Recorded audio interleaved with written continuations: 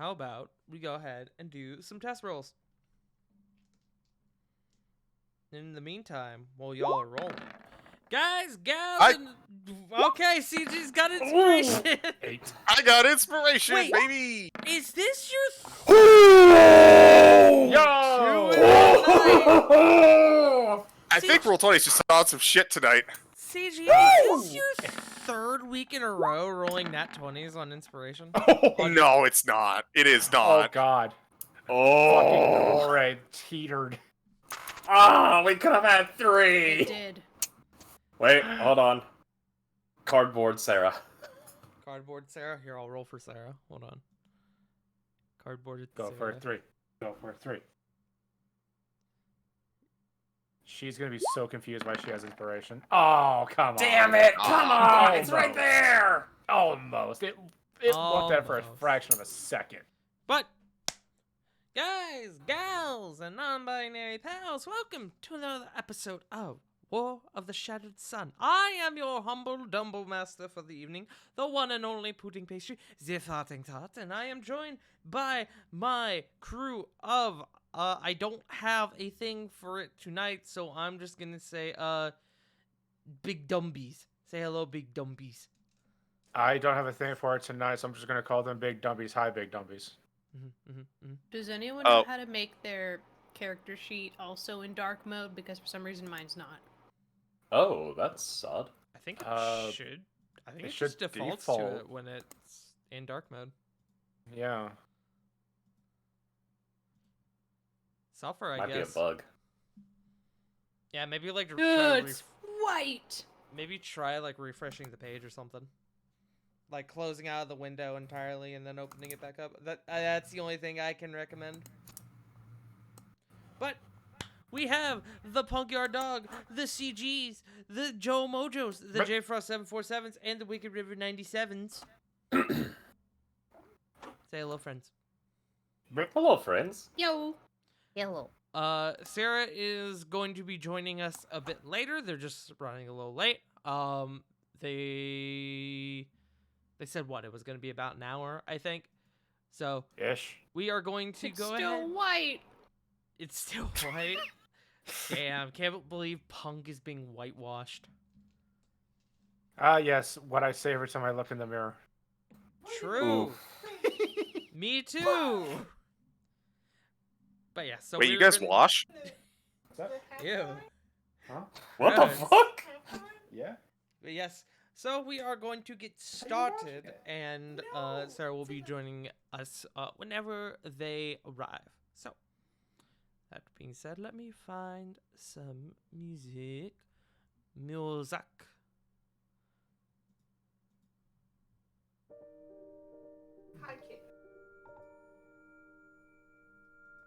Need to mute one of those windows.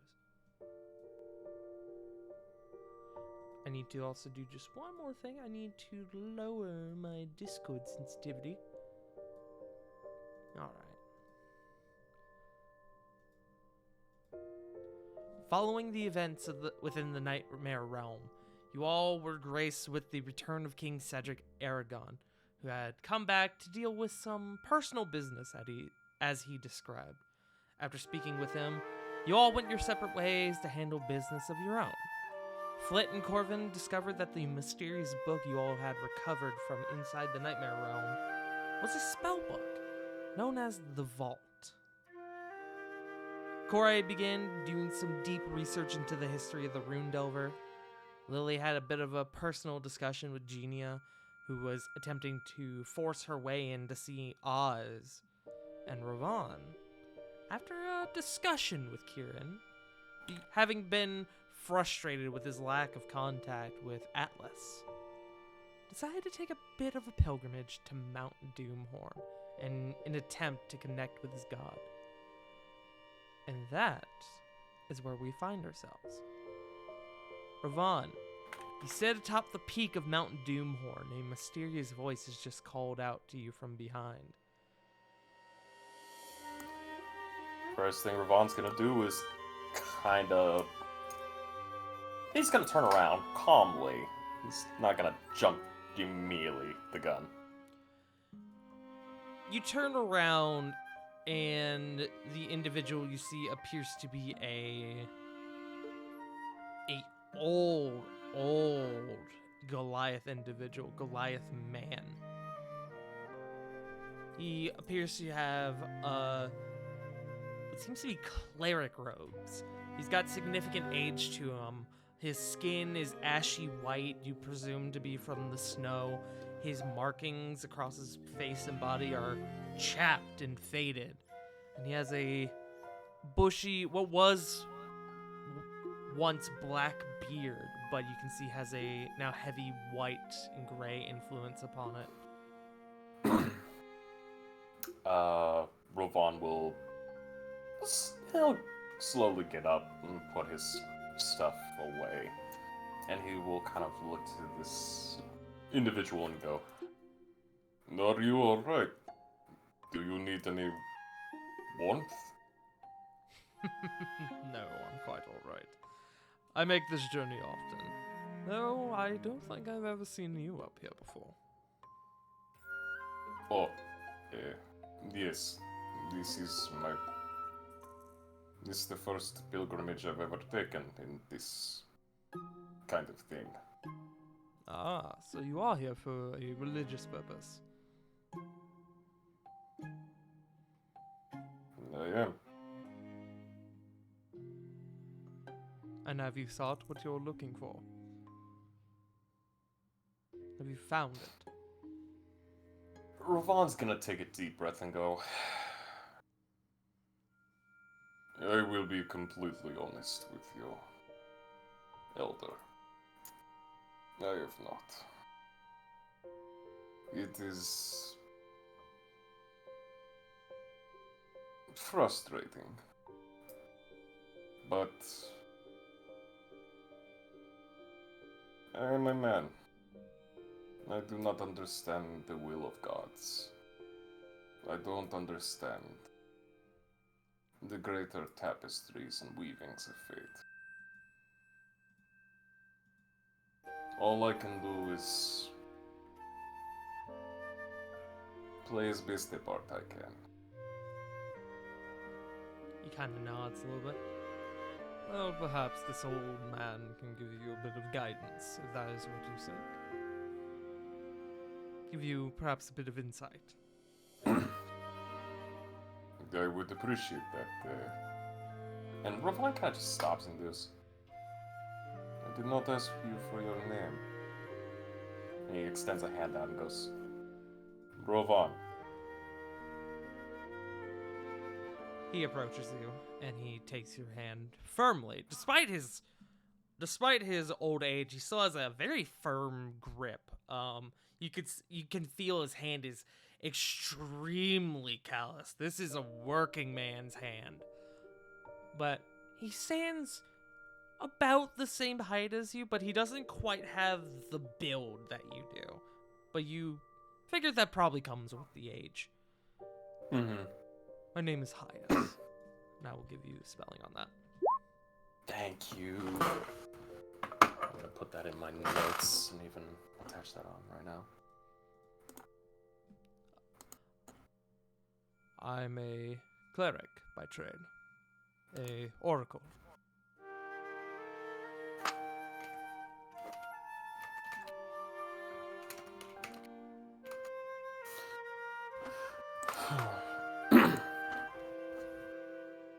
It is good to see a man of the cloth, especially up here. And Rovan will kind of just, he'll take out his alchemy jug, and he'll go, "How about a hot drink?" He will, without even thinking twice about the alchemy jug, he'll take it and calmly and take a bit of a drink from it. He'll hand it back. Thank you, kindly. Yes, I make this journey once a year. This mountain is sacred to my family, as well as to my god.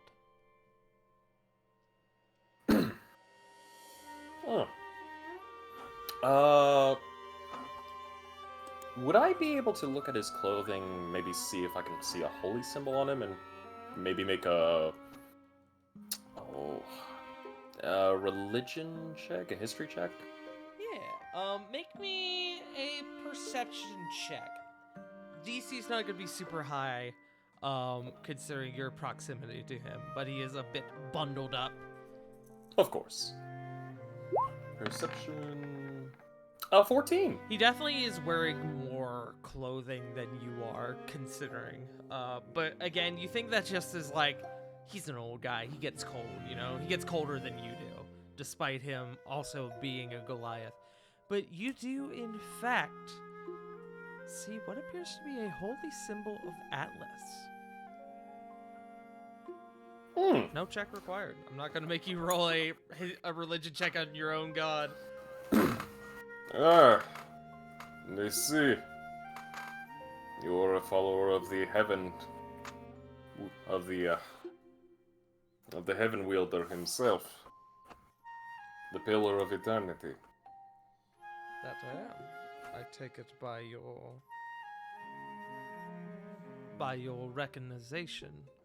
recognition even. Recognition. Not a word, that one. I can Quick, put it in the dictionary. Yeah. I can tell by your recognition that perhaps you are as well. I am. My family has been a long line of devoted followers. Do you have your shield with you, Rovan? Yes, I do. Give me one moment.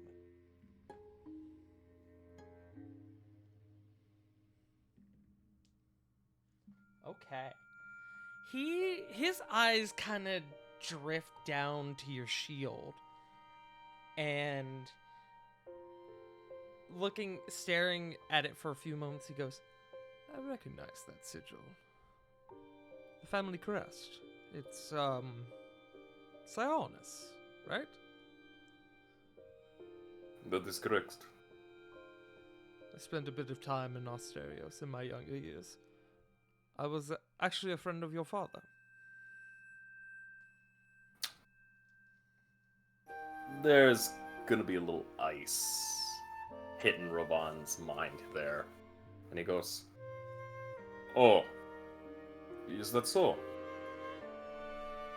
Yes, we worked in similar circles, both being devout individuals to Atlas.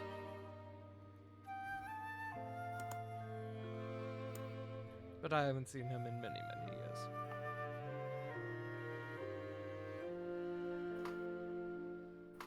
He is still alive. He's gonna insight you. Good, he's not lying. He kind of gives you a bit of a squint, and he goes, not the best topic of conversation, is it? For right now, no. I understand. Well, then perhaps I can help you with your other problem. I can tell by your gear that you are an adventuring type. Am I correct? That is correct. So why come up here seeking Atlas, dear boy?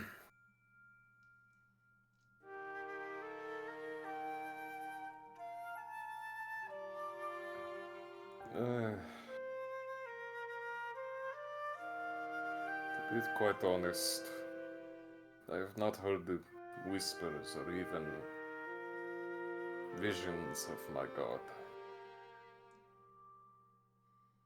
I have spent quite some time working alongside friends of mine, doing as much good as we can in the world.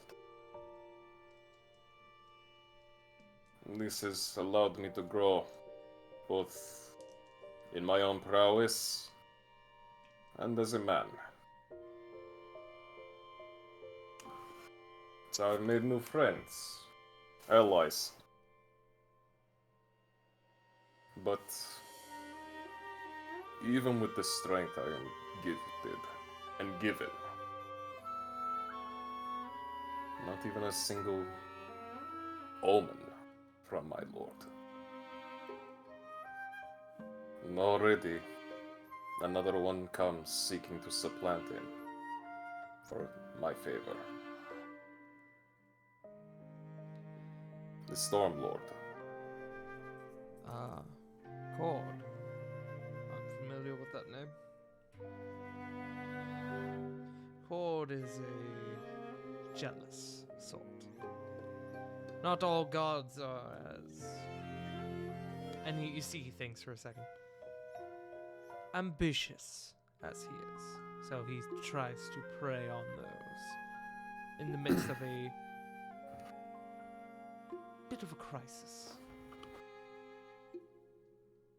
He's not a bad god, he just seeks more followers, more to fight for his name. I just don't understand it though. He already has a champion of his own. The current king of Gaia, Gorman Stoneborn. Indeed. But it has been many years since Gorman has fought any kind of battle, and battle is what Cord relishes. No, he seeks many champions, all of which so that he may never grow bored, always have a suitable subject to witness the incredible battles. But that is not who you wish to hear from, is it? You wish to hear from Atlas. I do. I hold no ill feelings towards the Earth Warden. But I am concerned. Concerned about what, dear boy?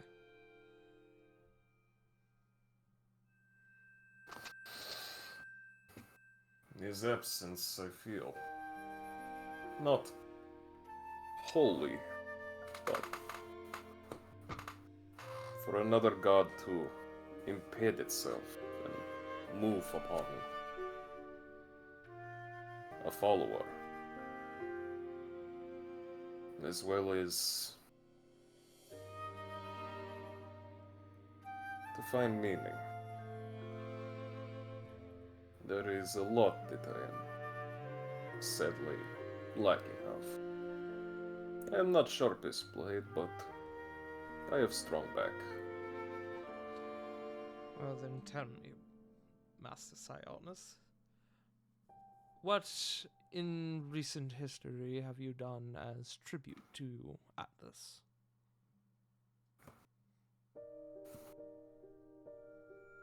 One kind of thinks on that one.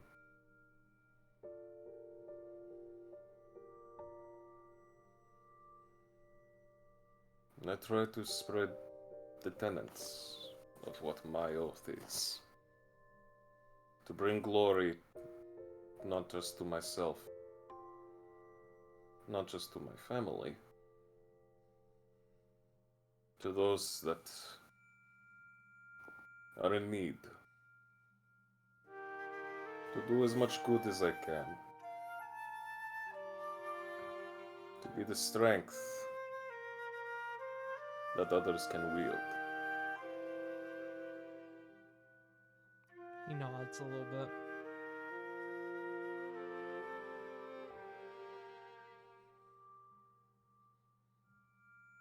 So, have you, if I may ask, and you see he thinks for a moment. I can see you're a hardened warrior. I can see you've been through many battles. I can tell by the disarray of your armor, with all due respect. And Rovan, you notice that your armor is covered in nicks and cuts and everything. It's definitely got the wear and tear on it. No. Eh, yes, I suppose I've been in one many scuffle. And he kind of sheepishly, like, sinks down a little bit and kind of smiles. And have any of these battles been in soul? Sorry, I'm trying to think. I lost the word. Have any of these battles been solely dedicated to your god, to Atlas?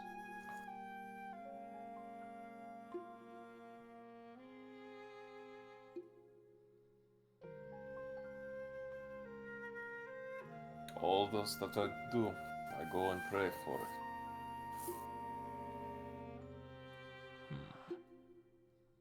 Curious thing indeed. Then perhaps Atlas awaits a trial for you. Perhaps this is part of the test. The gods work in mysterious ways. And that is no, as I said before, mystery to anyone. Perhaps you, Rovan, need one more trial, one more push to be seen in the eyes of the gods. Not just as one of the flock, but as a righteous burning fire.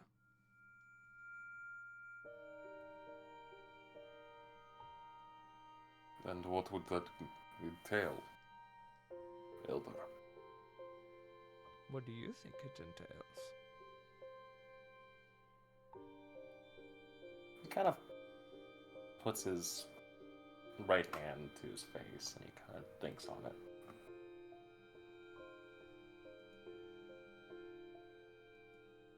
It cannot be glory. Many times I have already earned that for not just myself, but for those. Strength I am not lacking. And he keeps thinking and thinking.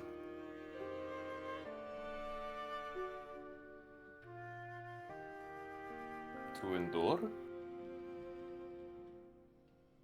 To endure.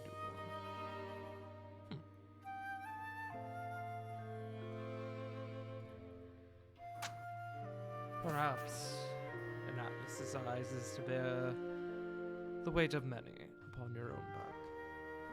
Perhaps it is to be the standing force in a righteous storm. Only you can answer that. Only you can decide what it means. But perhaps you could use a bit of a push. If you'll hear an old man out, that is. Of course. You're a man. And Ravan looks at him. You're a man not just of faith, you speak wisdom. I would listen. Well, I am not the adventuring type anymore. I'm now just a simple man of the cloth. But in my younger years, I was a traveler. I fought alongside others. I was a healer. Me and my comrades fought many battles. And most we won. All except one. Mr. Sionis, how familiar are you with the land of Artesia? And I will give you the spelling on that. Please. Thank you. If you want to roll history on that, go ahead. Of course, give me just 1 second. I'm just typing up some notes here. Artesia. Okay. Yeah, I'll give it a roll. History check, correct? I'd like to re-roll that. Okay, go for it.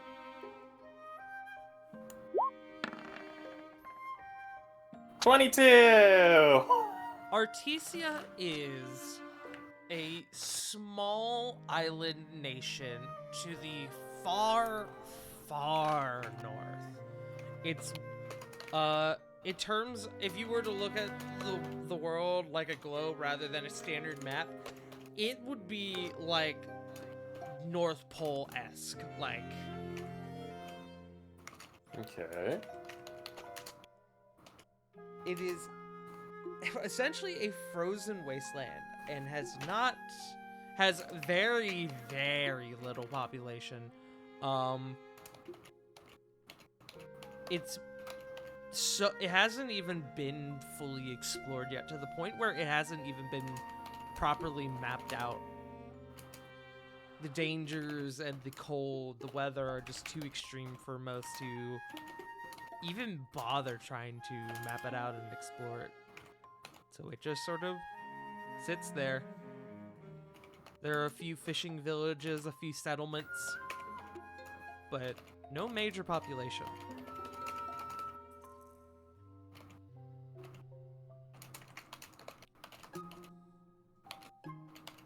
It isn't a huge nation either. It's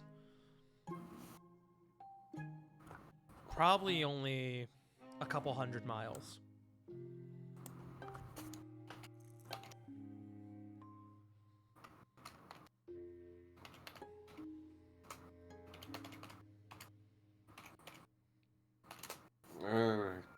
Artesia, this small nation to the farthest north, a frozen wasteland, not a lot of population. Hasn't really been explored, not a lot of mapping of it, very few settlements.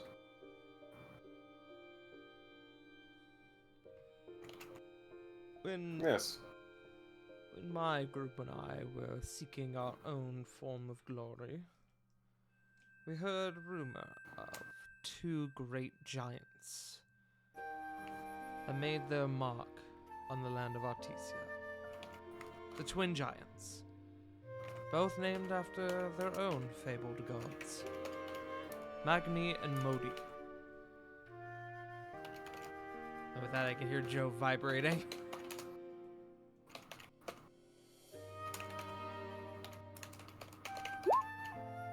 Anyone who needs spelling on that?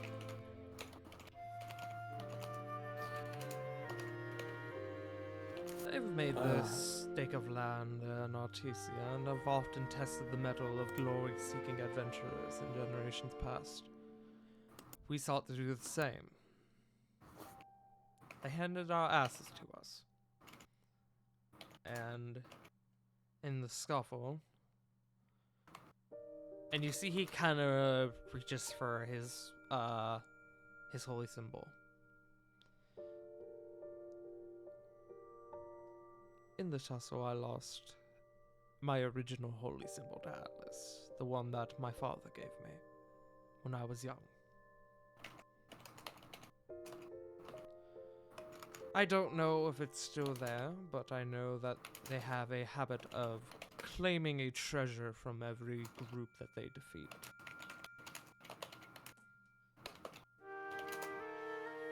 If you were to seek this out and bring it back to me, well, you would be doing an old man a favor. As well as a favor to the god Atlas, for helping one of his devout.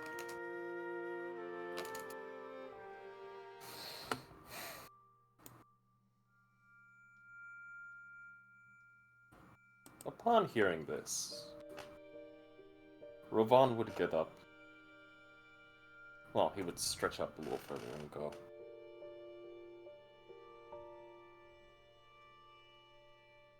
I would be beyond honored that you would entrust such a task to me.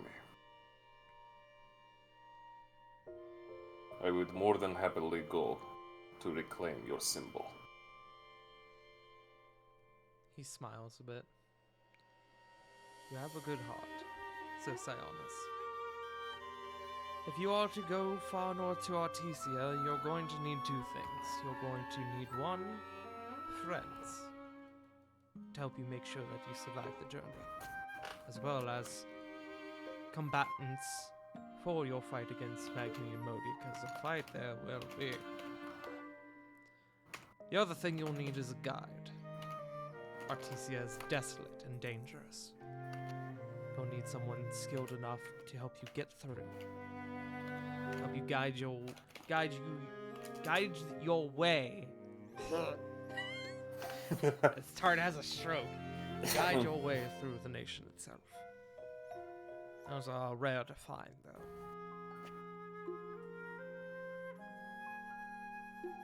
I'm sure you'll be able to find just that.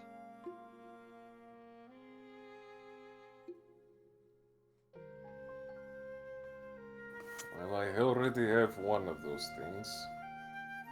So I have friends. Guide, not so much, but... Ravon kind of just perks up and goes, I can probably find it. If you are unable to find anyone you already know to guide you, you could likely pay someone within one of the settlements in Artesia to guide you through. But I wouldn't expect them to be cheap. Like I said, Artesia is dangerous.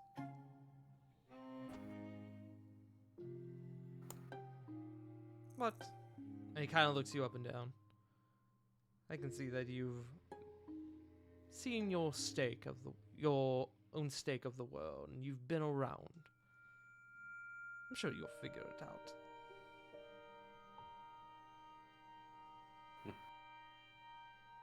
I will do everything I can.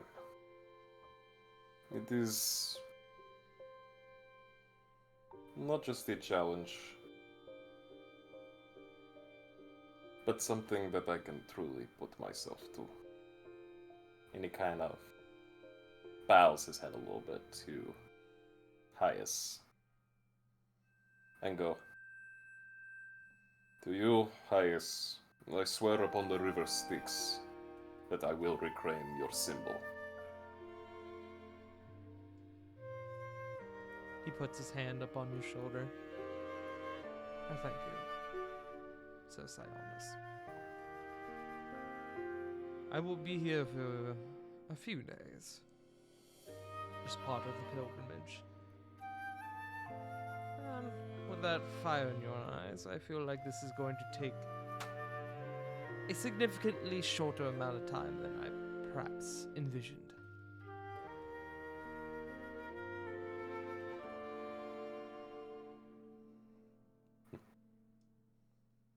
I will go out. I will need to gather my friends and ask if they wish to partake. I would not take them onto a mission that they do not wish to participate.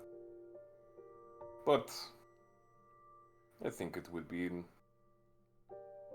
both good fun and good faith.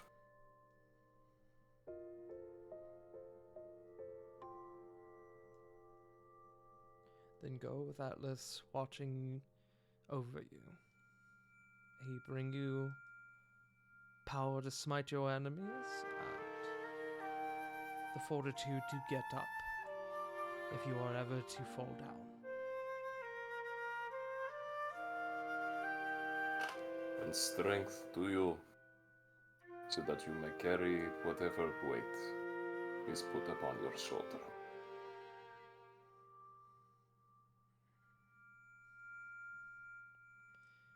With that, Rovan, you remember being given a means to travel back to Dragon's Reach. Do you wish to do so? I will pull out the binding stone. Mm-hmm. I will look back to Hyas, and I will say, I will return to this mountain with your symbol in hand, and I shall say a prayer for you. I look forward to it.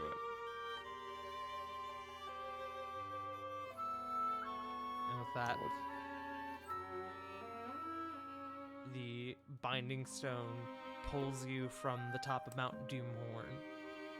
And you find yourself cascade, like, it's almost like being dragged, like, through the clouds, through the sky. You cascade all the way over back to Dragon's Reach.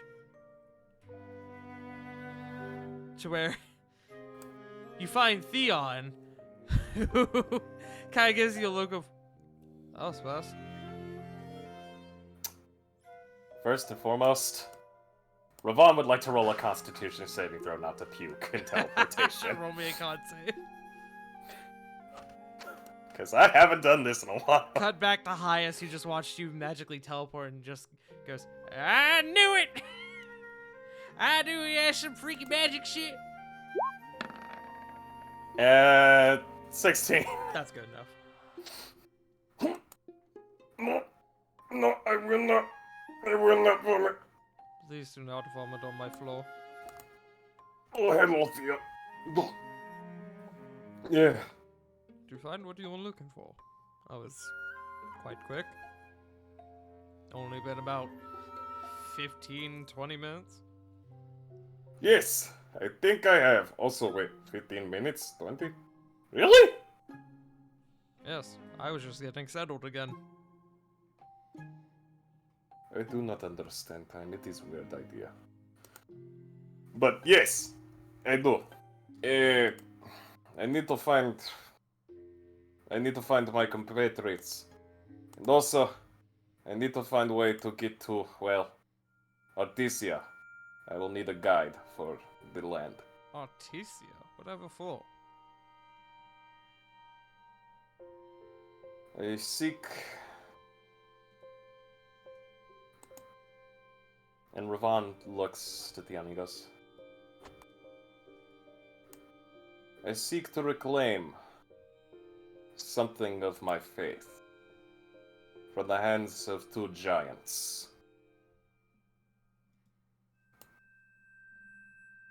I'm gonna roll a check for him. That's a good roll.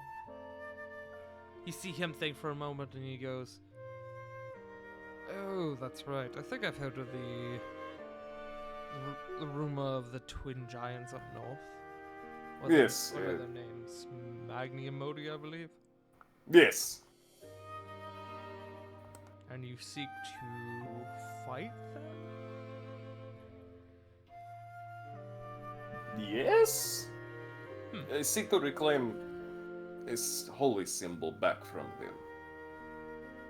From someone who has given me guidance. I see.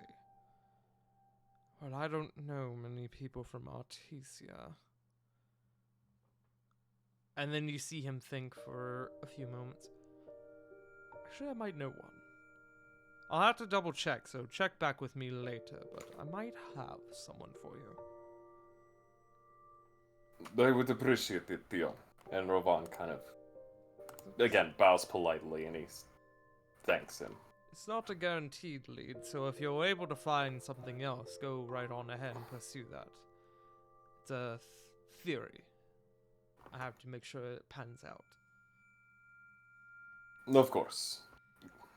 I look forward to hearing back from you. Of course I will. Try. Here. Ravon will actually hand him one of the, Rocky Talkies. Okay! Rocky Talkie. Finally get to use these things! You pass Theon a Rocky Talkie. I will, try to get in touch. Here. If you manage to find anything, let me know and I will come get you. Or, if not, just inform me and I will come collect the stone. And I will find Charter to get to Artesia. Oh, I can help you with getting to Artesia. No worries there. It's just about... The problem is just getting you a guide at the moment, which...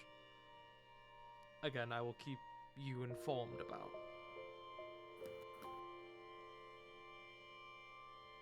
I greatly appreciate this, friend. nods his head a bit. Go find your friends. I will let you know when I have a lead. I will. And right as he's about to run out the door, he kind of stops and goes, you wouldn't happen to know where a few of them already are, would you?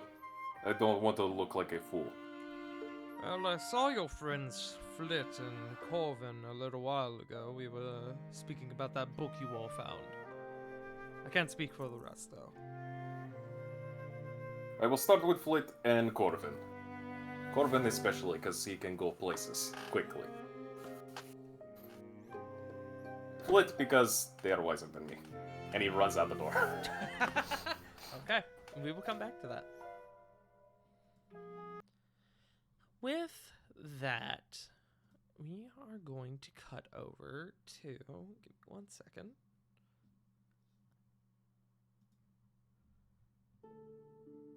With that, we are going to cut over to Corey. Corey, you have been kind of hitting the books, and you finally, after a few hours, you kind of get to that bit, that like mind state where you kind of like reading the same line over and over again because you can't quite process it, and you eventually go, ah, fuck this, and you finally like get up and decide that it's time to take a walk, kind of get your mind away for a bit. Mm-hmm. And as you're kind of walking throughout the castle, perhaps trying to find anyone you may know, perhaps trying to find Nexus, you remember bumping into Cedric earlier. Maybe he's around. And conveniently so, you see what appears to be a small platoon of guards. Not quite a patrol, a bit bigger than a patrol, but not quite the size of a platoon, kind of beginning to file their way out from the castle. And then as you kind of like, whatever, you don't really think too much of it. And then as you're kind of walking a bit more, you see another one kind of file out. And that piques your interest. Mm-hmm. Would you like to see where they are coming from? Yeah.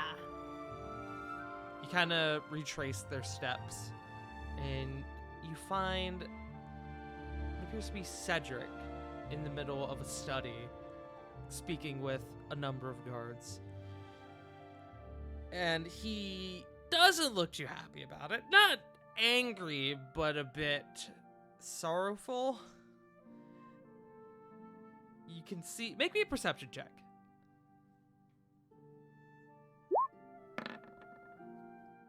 21. Easy. You can see he's handing out to each one of these guards what appears to be, more specifically, rather than like city guards, they look military. And he's handing to each one of them what appears to be a small stack of envelopes.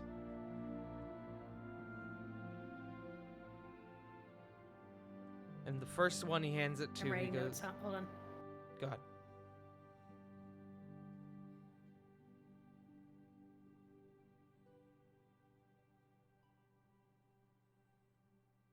Let me know when you're ready.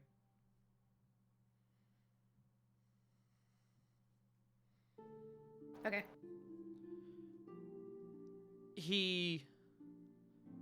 The first one that he hands this specific stack to, he goes, take a group of riders to Voria and get these handed out. And almost immediately, the military man that he hands them to is like, yes sir, you three with me. And they all begin to sort of shuffle their way out. And goes back over to his desk and begins to put together another stack. And then you hear one of the guards go, sir, permission to speak freely. And you see Cedric kind of dish out a small sigh and he goes, proceed. Have you, with all respect, sir, have you rested since you got home? Cedric turns to him and goes, I'm fine. I appreciate the concern, but it is no concern of yours. And he hands not quite as big of a stack as the last one you saw, but probably about 4 or 5. And he goes, head to the south quadrant of town. Get these handed out. Oh, yes, sir. And this one man begins to kind of shuffle his way out. As he goes out, can Corey slip him a couple silver? Sure. Are you trying to do this stealthily? Not stealthily that the soldier doesn't notice, but I guess quiet. Honestly, she's gonna try and communicate like, just shut the fuck up. Okay.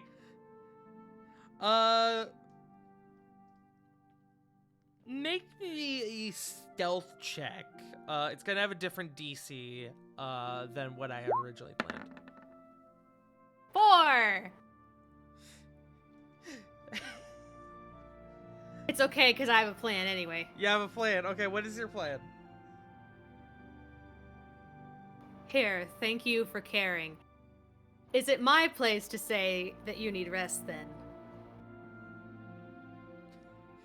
You see there's only a few more men in here who kind of all turn your direction as you say this. And Cedric also kind of looks to you and he goes,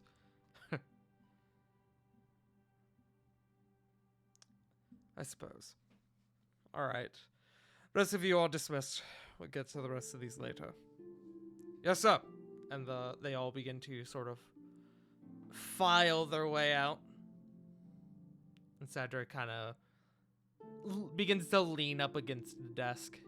You can see he kind of takes one hand, kind of rubs his face a bit with it.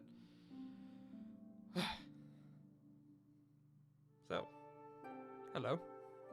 What can I help you with? I was just actually snooping, if I'm honest. I saw the groups leaving, and they didn't look like guards. No, they weren't. Condolence letters.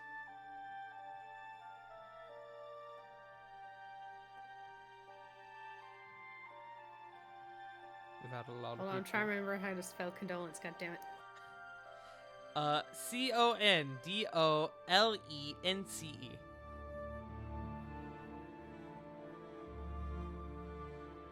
Look how hard the spelling bee is. over I there. was right! I wrote down Essie at first, and I was like, that's not right. That's not right. We've had a lot of families losing men. Losing husbands, sons, brothers, fathers. Just trying to make sure everybody gets heard.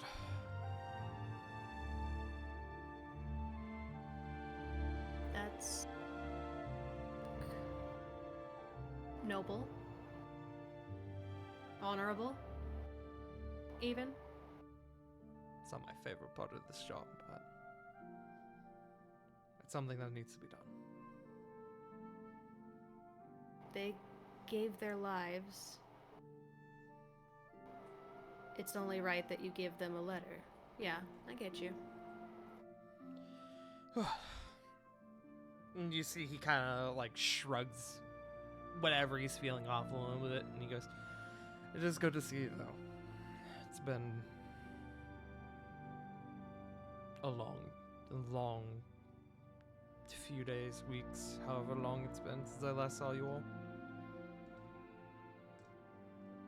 The days do seem to fly by. That they do. I heard you all had a bit of trouble back in your home. Haven.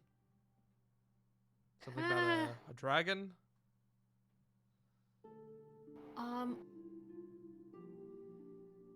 Not quite a coup, but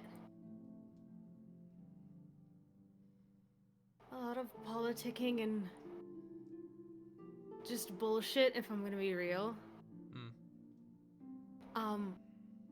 It's actually where the gem came from. The dragon. Yes, I noticed that earlier. I was trying not to stare because it's a bit of a change. It's okay.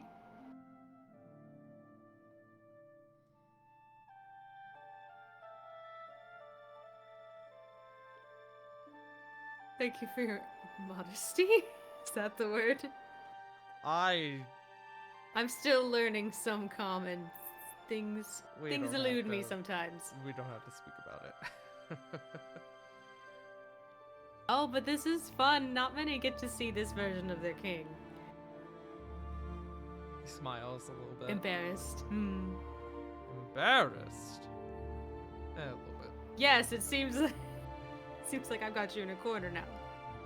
Anyway, you do need a rest. I know. And I'm going on a walk. Because I need a break from my work, so a loop around the gardens, maybe run into Nexus real quick, and then you bring you back because I gotta go back.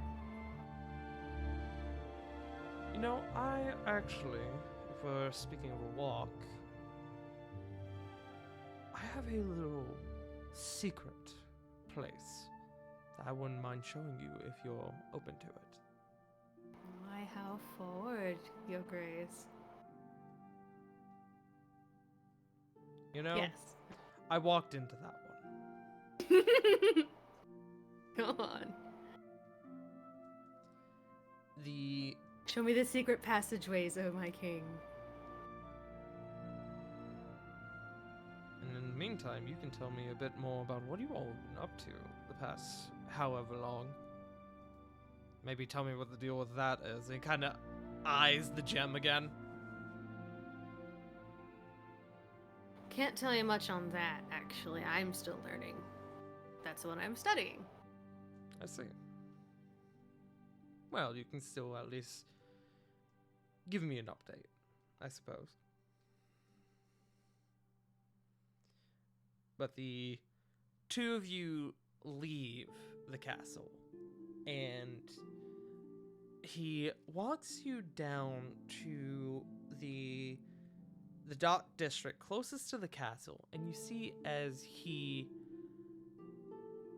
the dock district like comes up right to the base of where like the sort of, I won't call it a mountain, but almost like the plateau that the castle is sort of on. It sort of begins like right at the base of that, and he takes you towards where the base of the plateau and the dock district meet. And you can see down there, and you've seen it several times before, a bit further along, further around the base of the plateau, there are a series of small beaches. He takes you way down this little series of beaches, all the way down to around the back of the plateau, where there appears to be a cave of sorts. It's kind of a weird spot for one. And as you approach, you see that it looks like someone's taken this cave and made it almost into like a little like hidey hole of sorts. There's like a couple chairs. There's a desk with a couple books on it. Almost looks like a private study in a way. And it's not a big cave whatsoever. It probably only goes like 10 feet back. But I mean, unless you really like come around and look for this thing, you would never know that this is here.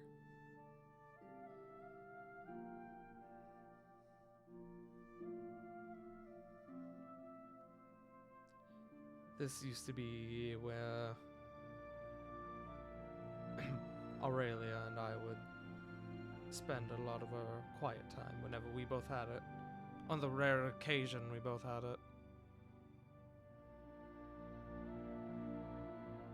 You see he pulls one of the chairs out from this, both chairs out from this cave, and he brings them over to the beach and he sort of sets them down in the sand.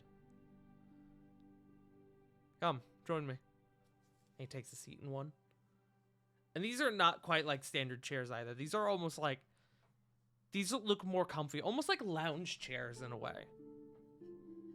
He's got the foldable beach lounge chairs. Neato. You'll sit down.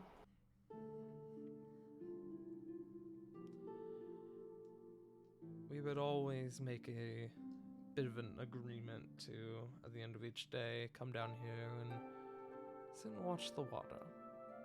For nothing more than 15, 20 minutes at a time. We would just sit here in the quiet and just sort of soak it in.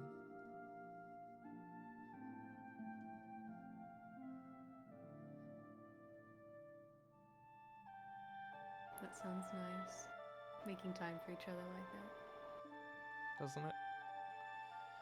You're always both big fans of the water. Nexus as well. I've taken Nexus down out here a few times, and he loves going down, just playing in the water.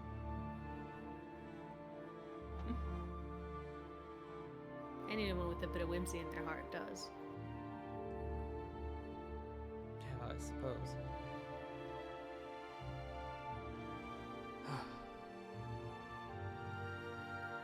Even before I met Aurelia, even before all of this, and he kind of gestures at himself and like his kingly garb and everything, his armor and whatnot, and he'd be like, he kind of just looks down and is like, even before all this, I would find a way to sneak around back here and sit down for even just a few minutes.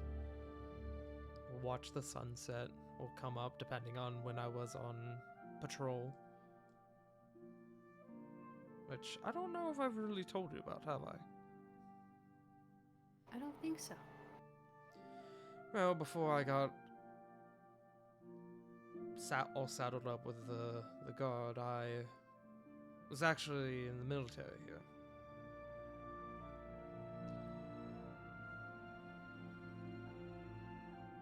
I fought many battle, and I was a captain during the Xandarian War.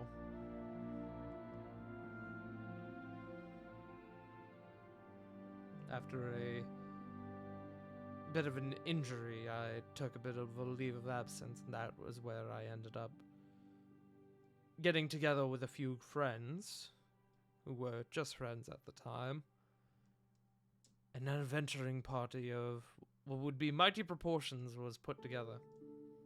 We had all done odd jobs together and everything beforehand, but this was something bigger, and as we would come to meet more and more friends, it would get bigger and bigger.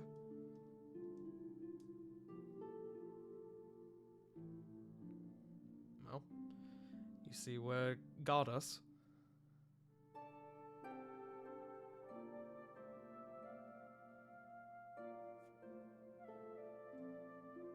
It's hard to think how something so small could lead to this, but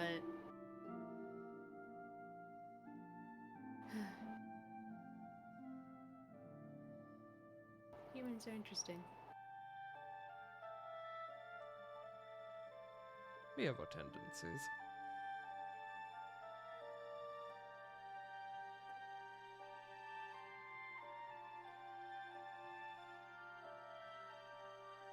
Thank you for bringing me down here.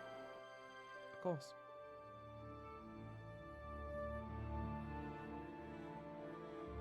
Have you talked to Diana since you've been back? I have a bit, yes.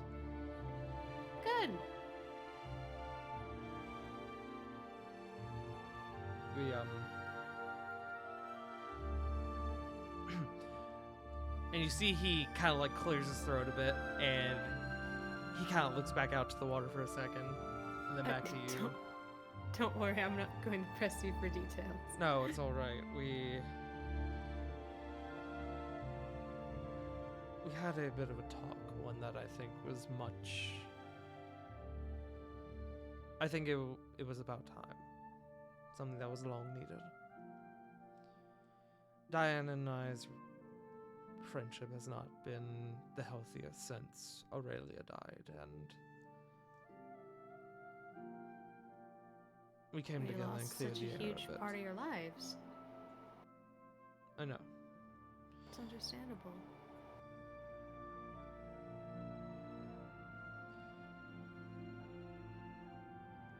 I had always known how she felt about Aurelia, but I never said anything. And then one day Aurelia offered an opportunity to bring the three of us together, and I wasn't sure how to feel. I had never done something like that before, and I hadn't expressed that interest in Diana before, but I was willing to try, you know? I was willing to try anything for Aurelia, Hmm. and it wasn't long after that she passed, and things just kind of, I won't say fell apart, but they weren't the same. It's been a long time since then, and I feel like we're finally beginning to heal. Properly.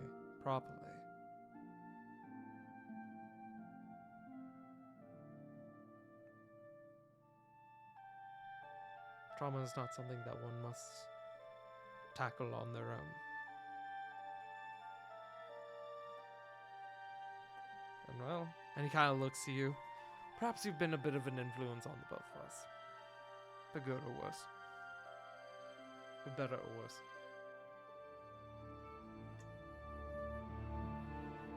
You two are gonna exhaust yourselves and you know it. Probably. I apologize for nothing. Thank you. For just being here. Doing everything that you do.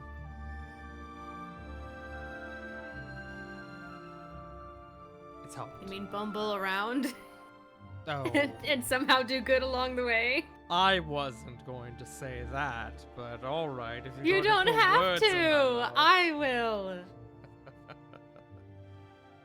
Come on, have you seen my group? We're amazing, but we're we're ridiculous as well. A little bit. I love them. I do too.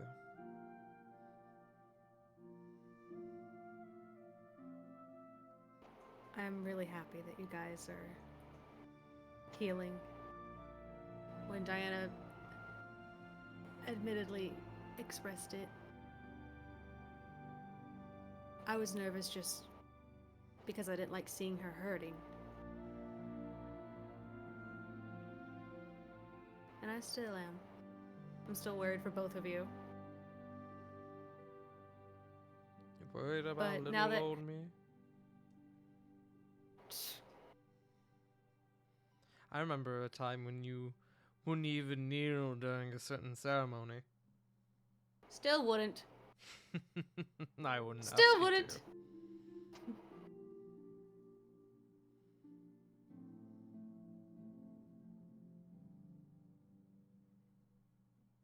Thank you. For what? She gives Cedric a very pointed look. Where do I begin? Where could I begin? Where could you begin?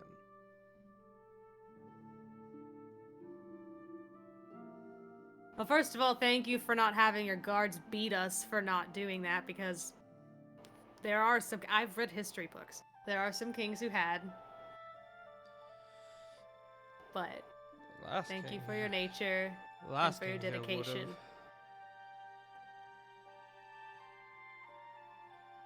But Oh, I've been then reading. I know now. I didn't know before, but I know now. very man who handed me this title was also the very same man who would behead me if I didn't kneel before him if asked. He was a great man, but he was an asshole.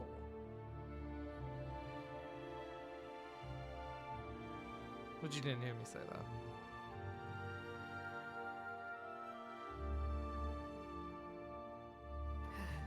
If you go down, I'm going down too. We go down And she together, extends then. her pinky.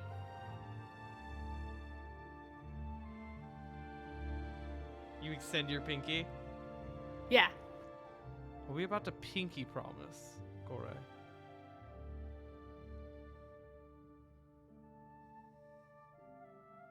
I fought dragons and gods. You can grant me this fucking pinky promise. My goddamn king. He will grant Gods, you. my gods be damned king. He will grant you your pinky promise. And you notice that he seems to linger a little longer than you may have anticipated. And then in a moment he sort of pulls back a bit quicker than you expected, almost like he's realized something. Almost like he realized, like, oh, I've been doing this for too long. Corey won't say a word. Or really make note of it. Mhm. All right. So, you owe me a bit of a story as to what you all have been up to, and And I can tell you that story when we open my bar soon. right, I forgot you're getting that. I'm so excited. I've been thinking. I hadn't had any ideas, and then suddenly. Honestly, I think it might have been meeting Archivar. I don't know why, but Who? there was some. Almost like an eldritch librarian? Historian? Ah, Kind of? the worst kind. Okay. Hear me out. Mm-hmm. Knowledge is not inherently evil. Uh-huh. That's it. Yeah? She just makes kind of like a wincing face, like, yeah. Uh-huh. Should I be taking notes? On what? I... How to keep a better library? I haven't gone through your study yet. Yet. Yet. It'll have to wait. I have a list waiting back for me, unfortunately. Understandable.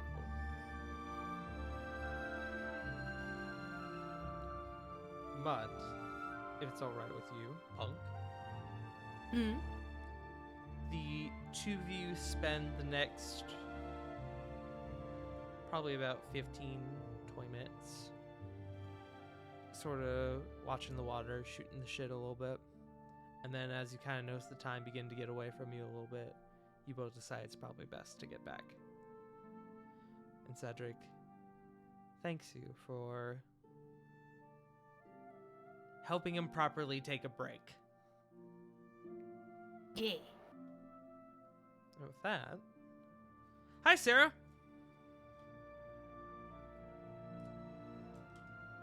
Hi! How's it going? How's it going, dude?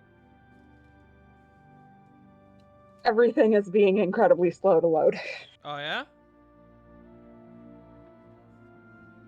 Yeah, it took Roll20 like 2 minutes to load in, so you might have to give me a minute. No worries. No worries.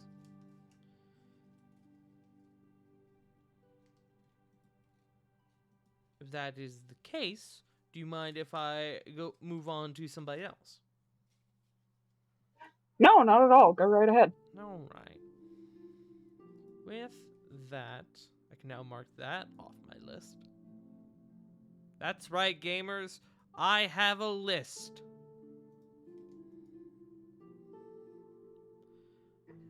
And you just made it? No. No. Sarah, I appreciate the reference. That was beautiful. At least someone got it. Corvin, I I just laughed. realized I didn't, over the course of this last week, tell you what the whole unbinding process was going to take for researching that. So I'm going to make a note right now for us to discuss that. Wait, unbinding process? Adam and Oh, yeah. Wait, I've got a question. Hit me. How many silver are in a gold? 10. 10. Thank you. If you're ever wondering about the That's what I thought, but I couldn't remember. I was like, the ratio's It's always 10, 10 like, to 1. it's like it's always metric, 10 right? to 1 Yeah. Okay. Thank you. for any kind of Oh, money, it is metric. Okay. except Yeah. Electrum, which we don't use because fuck the, Fuck Electrum. Fuck you, Electrum. I remember like explaining to Punk how Electrum worked and her being like, "Oh yeah, fuck that." That It's is the so- dumbest thing I've ever fucking heard of. Get out. It's so unnecessary. Yeah. Get out of my face.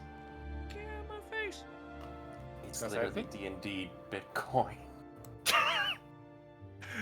I don't think I've ever heard how Electrum works. So It's so stupid. There's a reason for that. Although the only good part about it is that I think I've heard other DMs use it as like old world currency before like gold and shit was introduced. But that's a tangent. I just remember being told at the very beginning of the campaign we wouldn't use it. Yes.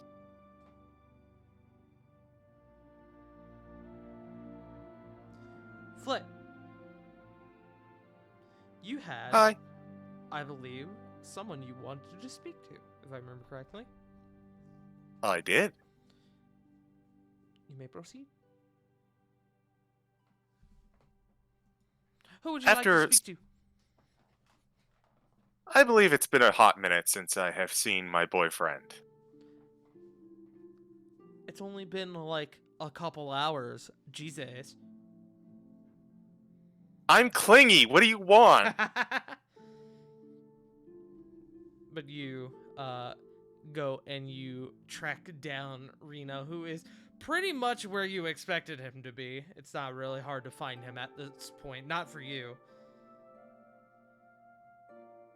But on the bright side, he doesn't seem to be buried in the books anymore.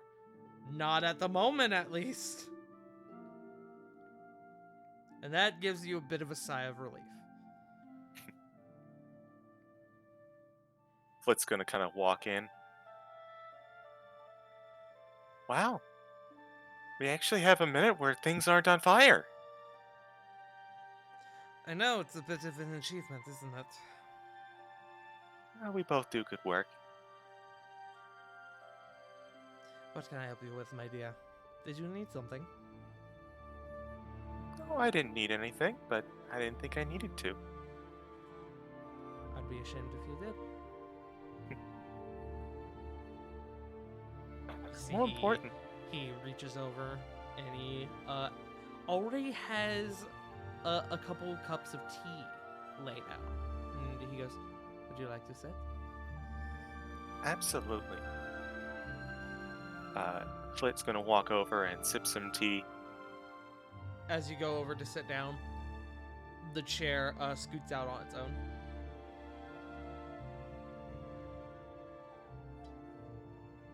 Flit's just gonna kind of get that look of... she's kind of used to it at this point, but always gotta go the extra. Once you sit down, the chair scoots in.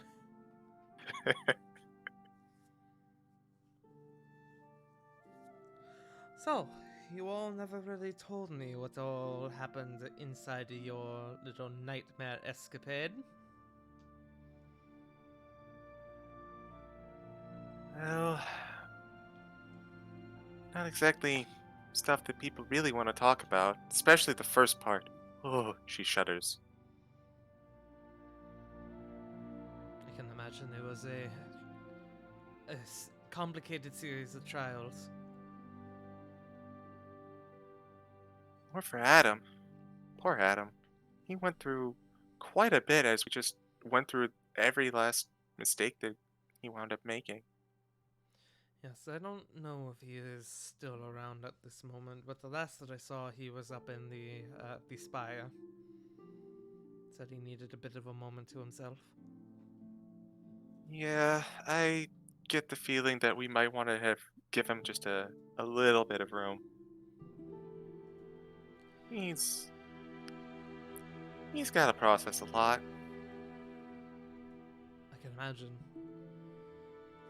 It is a bit of a shame, though. I was hoping to speak with him a little bit before he vanished again. Well, hopefully he'll make it till tonight. Apparently, Corey is thinking about looking into her bar, and he was really looking forward to a drink, understandably. We'll have to keep an eye on him, see if he is still around. Mm-hmm. But how are you doing, my dear?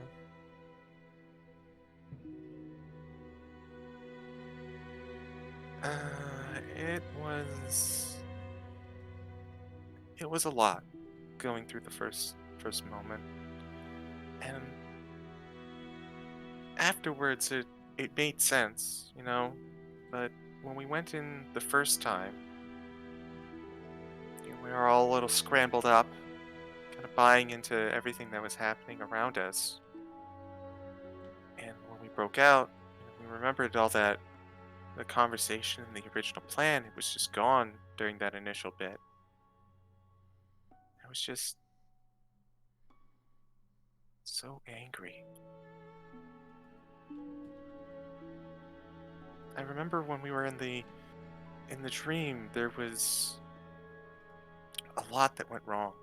The worst possible outcomes of all of our adventures being reality.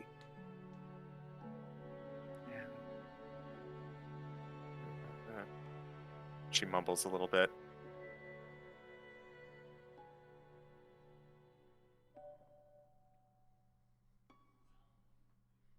You're mumbling, dear. It's nothing. She suspiciously sips her tea. Roll me a deception check. I'm gonna roll it, but I want to willingly fail. Okay. 18. 18. I just want Damn to see it. if he can beat you out of curiosity. Oh yeah, easy. That is a 16, and he's a charisma caster. You tell me. Sorry, a 16 on the die rather, and a charisma caster. Flit. You can't hide these things from me. I have been around for umpteenth amount of years. I've been around the block once or twice.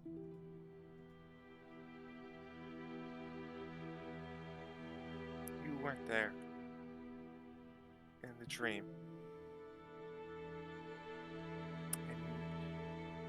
And I know you were guiding us through it. But still, it was like being of two minds in the place. And boy, let me tell you, when we encountered the thing that was messing with us, I was really angry. I think it may have been the angriest I've ever been. While I wasn't there in the traditional sense, I did act as a witness to what you all went through. I did see that. Oh. Red face gets a little redder. No, it's alright. It's alright. We always find ourselves to be at our... I won't say worst. At our most passionate when it comes to thinking we've lost someone we care about, a loved one.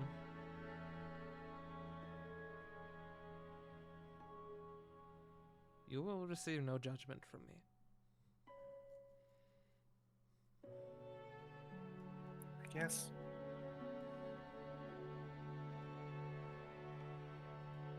You know, it's strange, but that moment,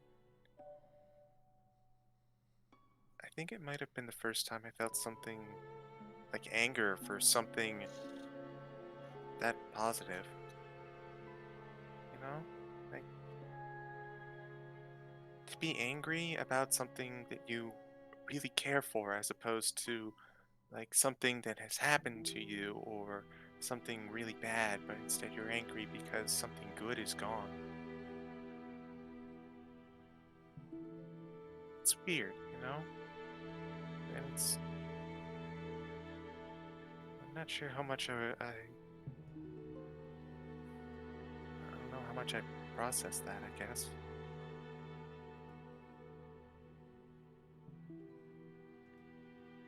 All these tormented turmoil for another suit of iron.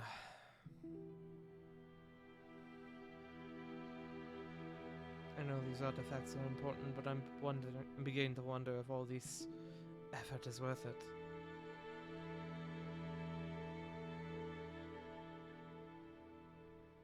She sighs a little bit. Well, I was thinking about that. I was thinking about you in particular as well. She kind of makes a motorly point. You were Maybe- thinking about me. Oh my goodness, you do care.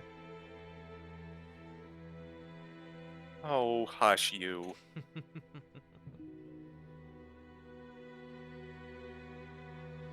We've been throwing ourselves in this quite a lot. Like, a lot recently.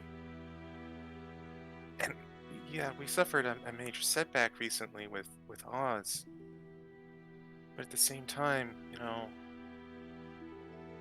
we have to reevaluate how we do things, and we still have one item in our possession.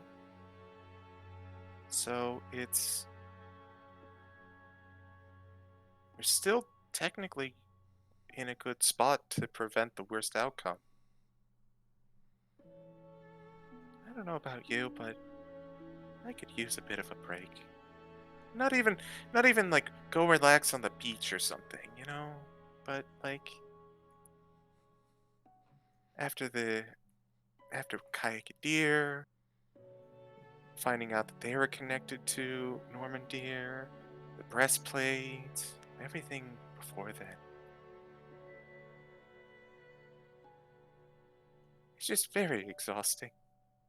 And you can't say anything, mister. I've seen all the work you put in here. I wasn't going to say anything. Now, after the events that befell Nicholas, I felt foolish. Myself and Theon both. All this effort to get these artifacts back, to make sure that they were secure when we could have just lost them all in one fell swoop. Almost like they knew what we were going to do.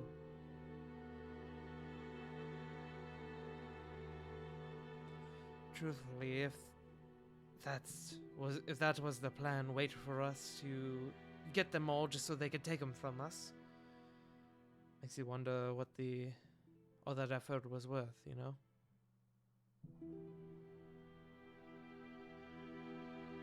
I can't say it isn't disheartening, but it was a setback instead of a loss, you know? We have Oz, and they don't have all of the artifacts. We can assume by this point that those artifacts are long gone, but who knows, perhaps we'll be pleasantly surprised. But I've been thinking since then, and I'm not sure sending your group into imminent peril is our highest prerogative anymore if they just plan to come and take them from us. It feels like we could be doing other things with our time. Perhaps put them through a bit of torment with them having to go out and get these artifacts. Maybe one of them will die, I don't know.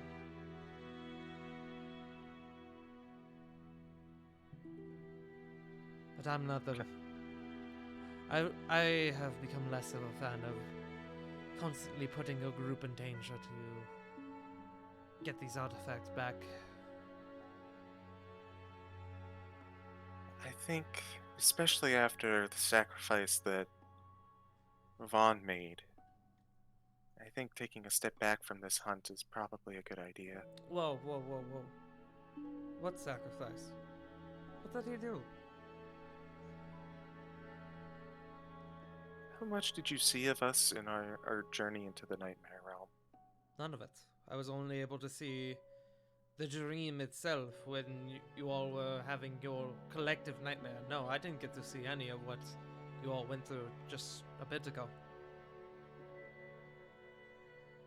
We made our way down to the deepest steps where I think his name was Archivar, the the caretaker and librarian of the Nightmare. He was there. Just make it roll. Ooh. Archivar. I'm familiar with the word, but I haven't heard of somebody using it as a title like that before. He was simultaneously frightening and also easy to deal with. But that might also be compared to everything else in that realm. Pretty much everything in there wanted to attack and kill us, and he actually wanted to talk, so maybe the bar was set a bit low. I see. He acted kind of like a businessman, or someone who was offering trades. And he wanted to see if we had anything to trade for the breastplate of Muldoon. There were a couple suggestions, but none of them were very solid, I guess, and each of them had their own issues. While our group was arguing and trying to come up with ideas, Ravon slipped off and talked to him discreetly. Oh no.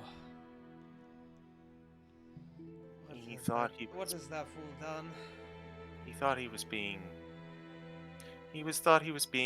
self-sacrificing.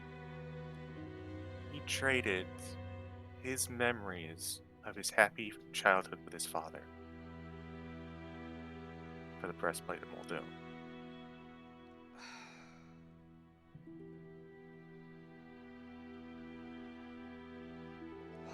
Why would he...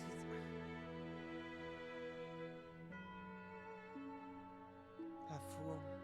That absolute, utter buffoon. You don't... And has he been acting fine since then? Once we got back, he mentioned that he was having a bit of a crisis of faith. He hasn't been acting different, but there was one thing that I also caught for this deal that I'm not sure. I haven't talked about it to the rest of the group yet, because it all just kind of happened today, and we haven't had a chance to fully embrace what's going on and kind of detox. Archivar also was willing to accept the deal as long as Ravon also forgot the conversation of making the deal. And that part scares me. Give me one sec. Just rolling something. Okay. Well, that to me makes sense. Because if you leave the memory of the conversation in, that means that Ravon knows he sacrificed the memories of his happy childhood with his father to Archivar. Meaning he has not only That means not only does he know what exactly he sacrificed. He knows why he sacrificed it. And that opens up the possibility for him to get those memories back. If this Archivar is a businessman, like you suggested, if Rovan were to ever retrieve those memories in some manner, Archivar would likely lose that holding over him. I guess that's true. After all, if you take something out and you know it's gone, it's different from thinking you never had it to begin with. Correct. My worry is that this is going to have long-term applications. I'm worried that this fool has sacrificed part of his very own essence to a god of nightmares. But it's like we're currently far too late to do anything about that now. But if that is the case, keep an eye on him. We don't know if this is going to affect him in the long run, in a way that perhaps Archivar neglected to mention. Wouldn't surprise me. I mean, the problem is, like, I get that someone's individual memories are precious and important. But this is an artifact, as he said, blessed by a god. Like, no offense to Rovan or even any of us, but how well does that really, like, translate? I don't know. Currency is weird when you're dealing with ethereal beings. Also, currency is weird. He seems to think for a few moments, and he goes, perhaps I need to take a closer look at that breastplate to make sure there's nothing unsavory that's come back with it. I identified it. It's, I think, the real thing. Do you remember what the original breastplate does? No, I have no idea what any of them do. Oh. We neglected to pursue that information in the goal of preventing lust for power, greed. None of us know what any of them do.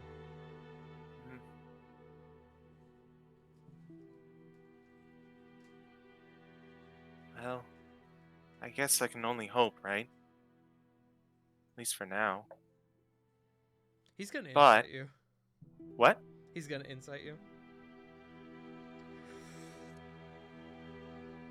That is a natural 20. Hi. You licked it, didn't you? I may have licked it. You know what it does. I do know what it does. I see. I wanted to make sure it was what we wanted. No, that's fair. I appreciate you being cautious. Just do not tell me what it does. Okay. I've gone down that road before. Never again. Really now? You I'd didn't rather happen to have... not get into it. Not while sober.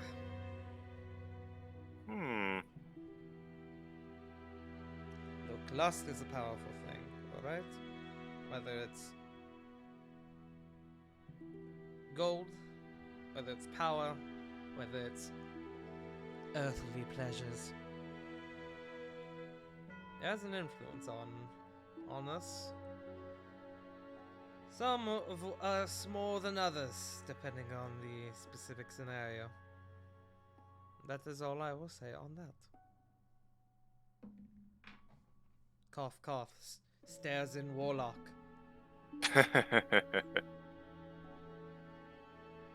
Well, you know what? You said this was a judge-free zone, so I'm gonna hold you to that. There was one thing, just random aside. I know this issue with Rovan is something to look into, and I definitely agree it should.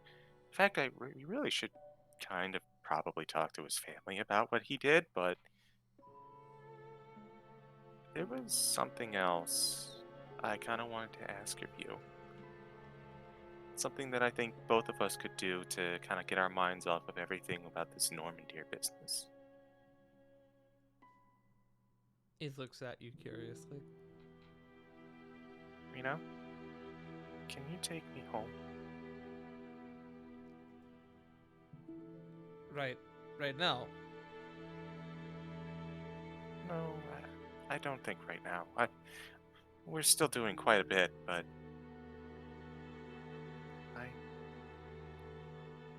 it just occurred to me that with everything running around, I can go home. I can just go. I mean, I don't know where, but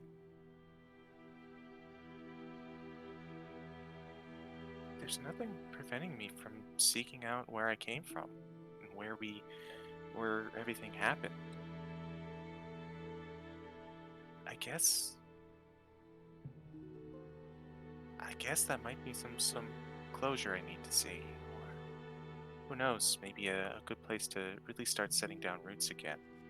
Nothing that, something to do when there isn't a world that's on fire. He smiles at you for a moment. Yes. I think I can do that. Whenever Just you're a- ready, just let me know.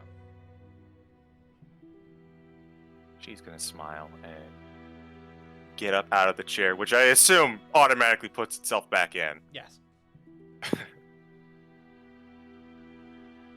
And she's going to give him kind of like a deep, gentle kiss. You do so much for me, you know that? Maybe. Perhaps.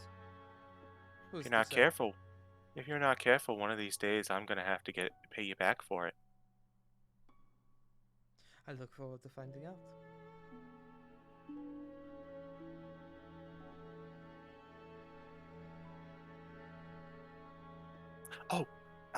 Just kind of breaking the silence. By the way, look what I can do. Oh, I'm Reno now. Oh dear God.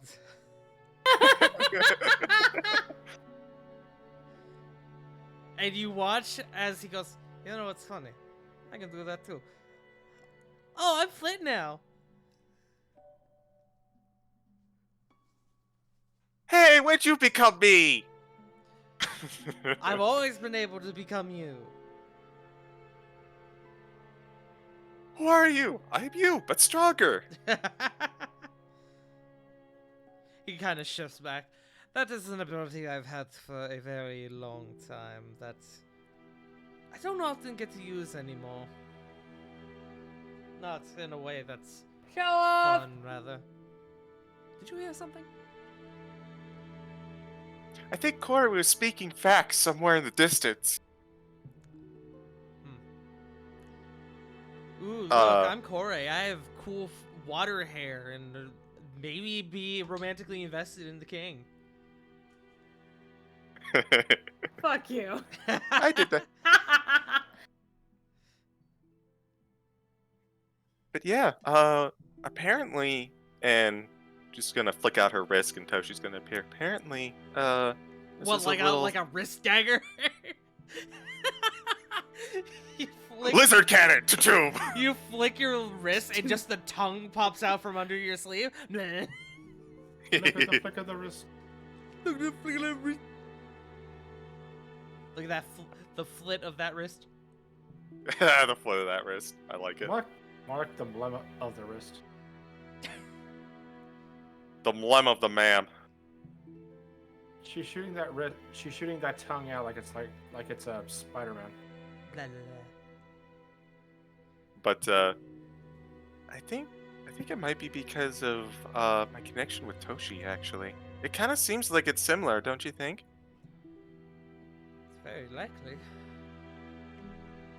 I would expect it at this point, frankly.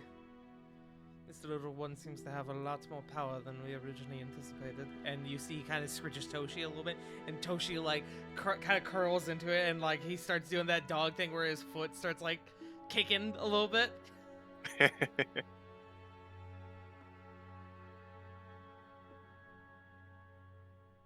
Maybe so, but it's nice. Power is cool and all, and I'm glad that he's, capable of defending himself, of course, but I just love him for being Toshi. What you said before about wanting to visit your home. Perhaps it will be good for him to see it as well. I think so. But, like I said, I think I would like to do that, but maybe not tonight. I know that Corvin and Corey have been really interested in like celebrating our recent success. Ravon especially. Yes, I believe I hear him approaching, actually. And you kind of listen and you start hearing loud, bounding footsteps rapidly approaching your location. Uh-oh. Ravon, you come up to Yes? Reno's door. What do you do? I am going to kind of huff a little bit because, oh boy, that was a trek. Mm-hmm. I heard there's so many stairs in this godforsaken castle. Flit, you hear on the other side of the door. Where's so many stairs in this godforsaken castle? And then just immediately go, okay. And as he's going to rev up his arm for the beating, he politely knocks. You are permitted to enter. Open up door and goes, Reno, is Flit in here? I believe it's for you. Hold on.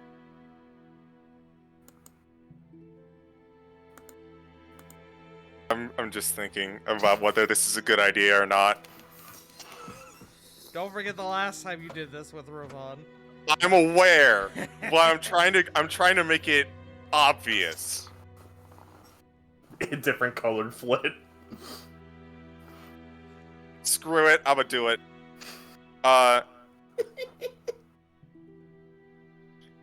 You hear from inside, yes, I was just talking with my boyfriend. Lord. Flit, you sound a lot deeper. Is your throat okay?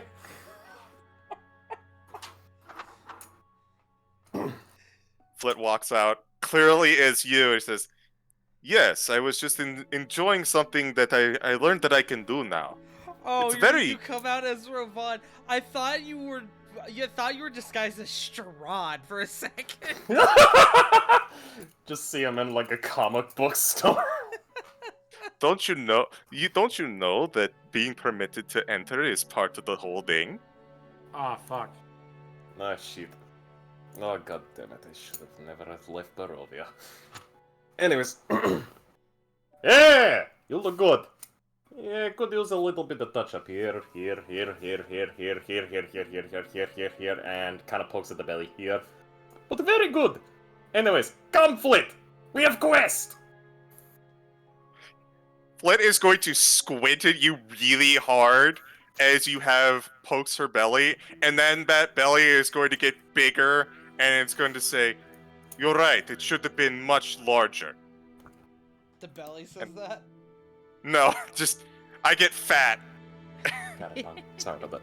I love my cheese oh so much. But she's going to end the joke and turn back into Flit. What's this about a quest? We are going to a place that has not been explored very well, and it is on this not continent. It is on this plane of existence. Flit, make me a perception check real quick.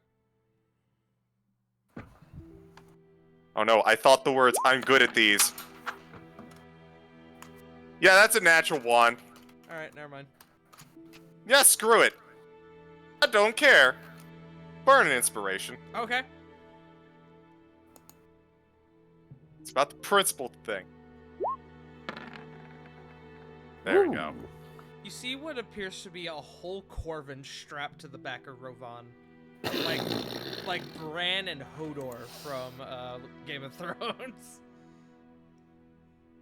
I love it. I have love no it so idea how he got me. I blinked one time and I'm on his back. Flit is going to blink a few times. Doing How, okay there, Corvin? I'm flabbergasted more than anything. Like, I'm inherently impressed. I don't know. He's never done this before. It is all about scooping technique. Just like the moment like the shock of it wears off, he just pops and poofs like right next to him. Alright, it's not that the shock wore off. Okay, so I would like details, and I'd also like to point out that we were originally going to meet and do stuff tonight. Just not against it, but Oh, yeah, no, that makes plenty of sense. I will bring this up to full group, and you are all free to say no to this idea. However, it is place that is very far up north, very little explored. We go all meet, we reclaim an item, and also we get to meet giants! I hate two of the things that you just said.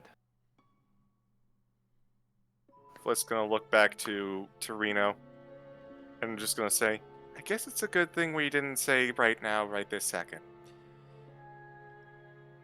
Seems that way. And she looks to both parties, and she's gonna say, I hope to see you later this evening at least. I hope to see you, and looks towards Reno, and you as well. I have something cooked up that I hope everyone enjoys. I hope to see all of you because you are my friends. Pat on the arm. I will make an effort to make sure all of you are seen, yes. Although I am now thoroughly confused. I thought you were Reno. Goodbye. And the door shuts. What? It was only a joke.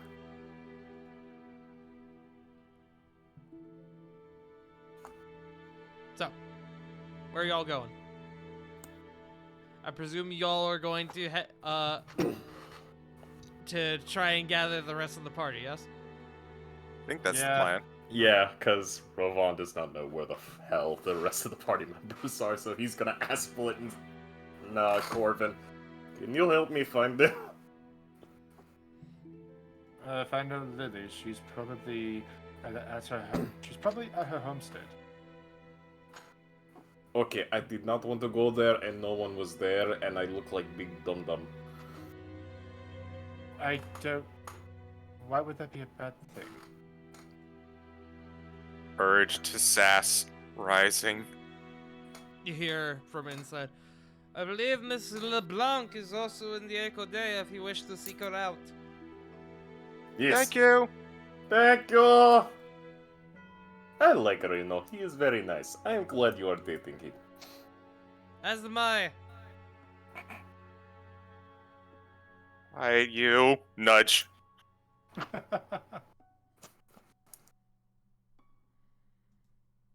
So it sounds like y'all are going to get Lily first, yes? Yeah.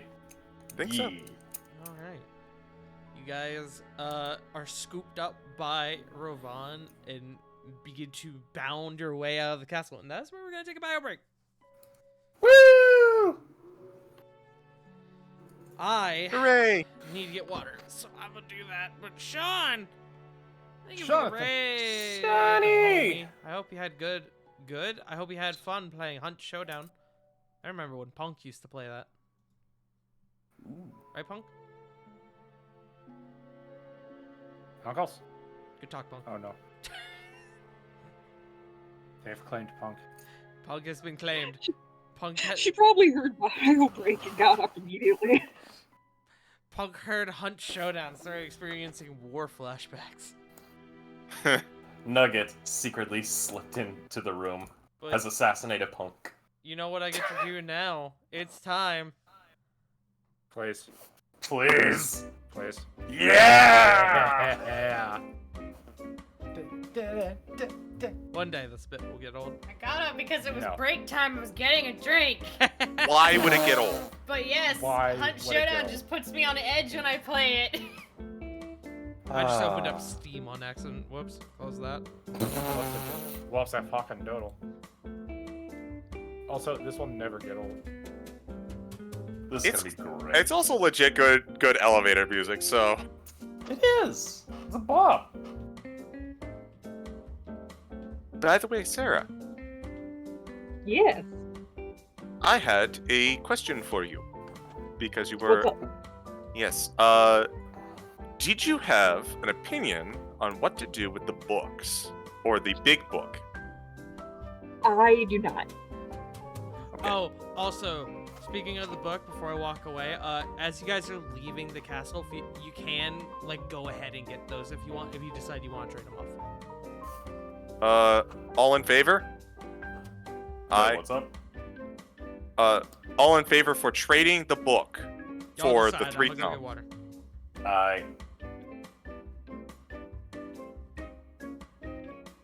It occurs to me I asked for a vote as everyone was leaving. It's all good, buddy. Here, give me a little bit and I will go grab some brandy. Sorry, I'm not feeling good, so so I've been so quiet.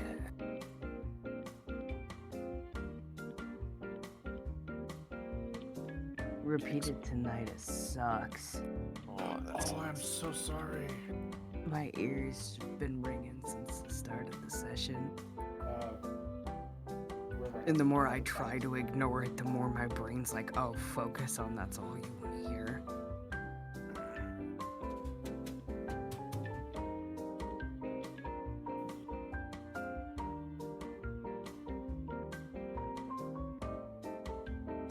So I'm here, just quiet. Gotcha.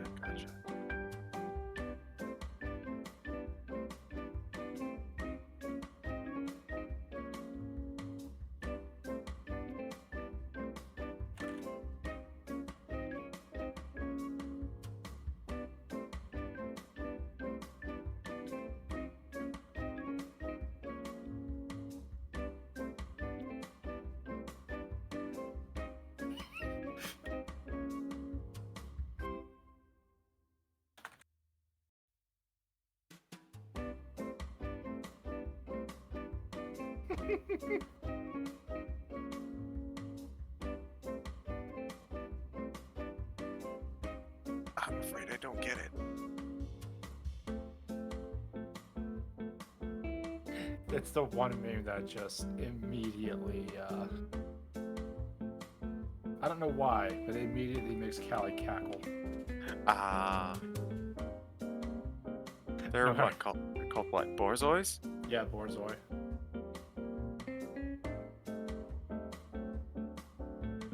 It's literally just a Borzoi with a Miss Piggy impression.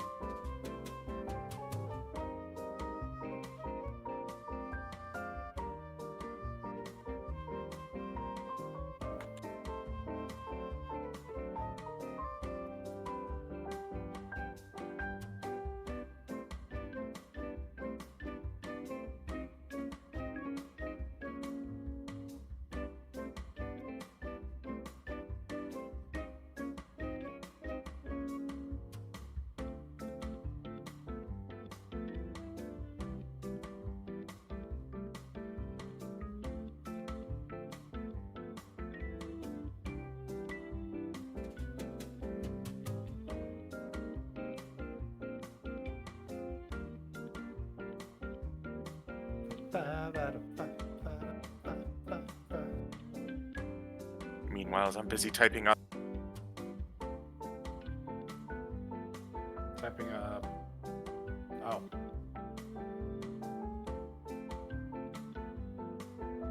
figured this would probably be easier so everyone can just do it when they come back.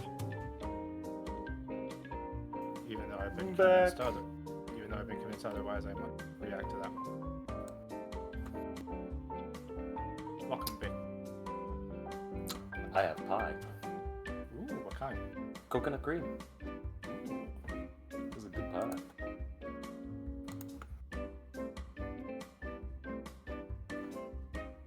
You know what pie I haven't had in a fucking age? Shepherd's cream pie. Ah, fair. Man.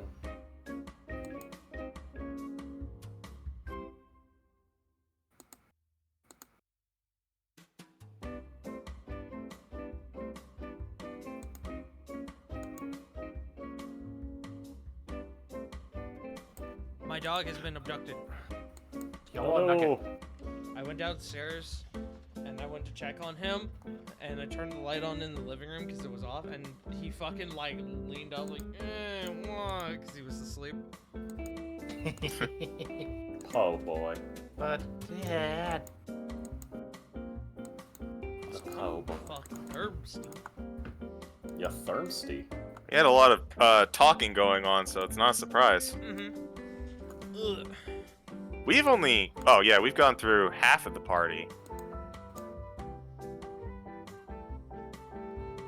Woo! My tax return got accepted. Let's go! Ah, fuck, Woo! I gotta file mine. I filed mine today. I gotta file mine tomorrow. No dog. Mommy, I don't want to go to school today.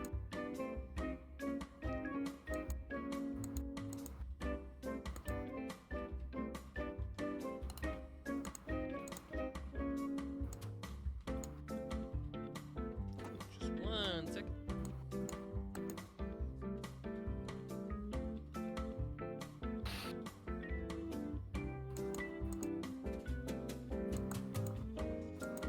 Okay, so it sounds like River is having to dip because they are not feeling too good. Oof. Mhm. So everyone accost them right now. Acoustic Alright. commence. Hey, I'll we're on just break. You know what we could do? Copy Mhm. and paste. Chill. Grace. Yes. Yeah. Yes, chill. Chill. River, chill yourself. I feel like shit. Check out my other shit that I do. I do cool shit.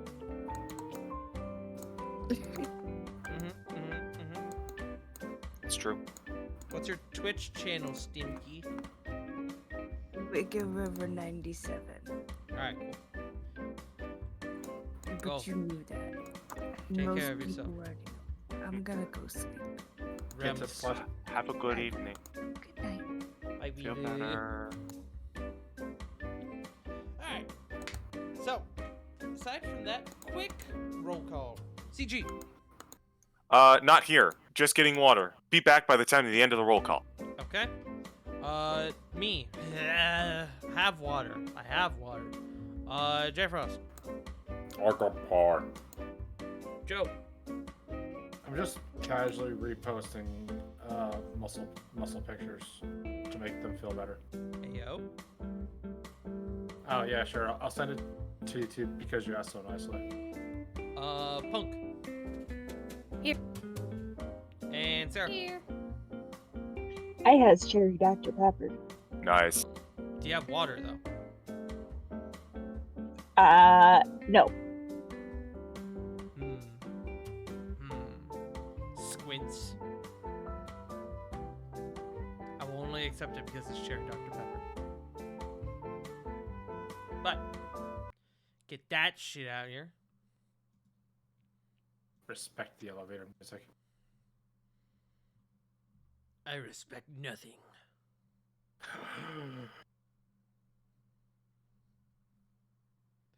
Hold on, I'm finding the thing. There it is. Come back to our game. What is my dog doing? What the dog doing? What's the dog doing? Sorry, I heard him making noises, and I was like, what? But we come back to our game. Sarah, there was a specific place you wanted to go, and you remember mention of Kore wanting to speak with the Umberwood in Dry Hollow. Seems like a perfect opportunity for you two to go together. Okay. I So, presume you Oh, would like to go hunt ahead. down Kore, yes? yes. Alright. Go ahead and make me an investigation check. Just to see how long it takes.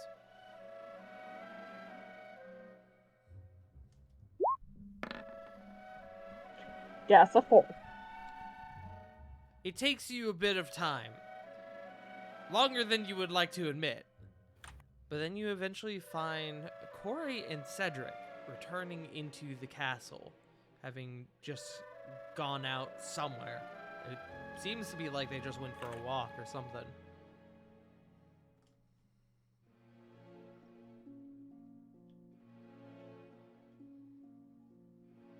Sarah's just kind of looking between them. You know what? Not my business. Not gonna ask. Corey, do I remember you saying you wanted to go see the Umberwood?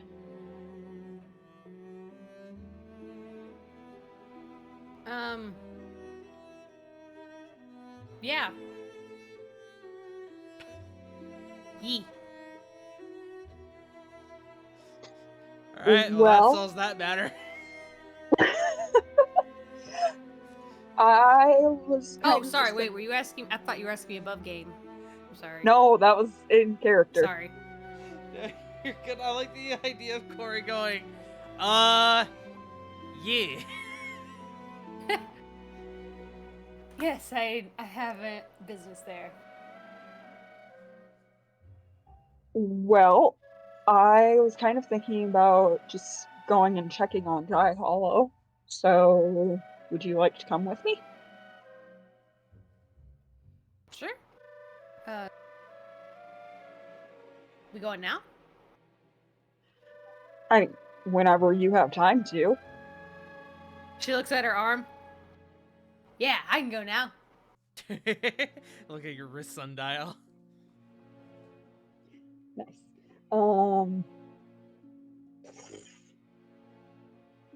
Shit, who do we have that can teleport us there?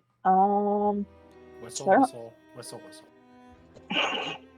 Yeah, but you're with Rovan and Flit. Yeah, no, I will not allow Corvin for this because then you get sucked into the thing that Rovan's doing right now. I'm just fucking around. You have Theon, Reno, Nicholas, if you want to take his cool teleporter device again. You have options. Who do you think, Punk?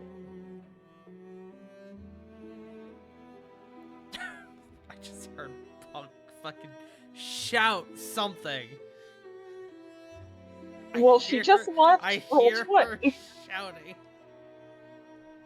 I think she's getting something.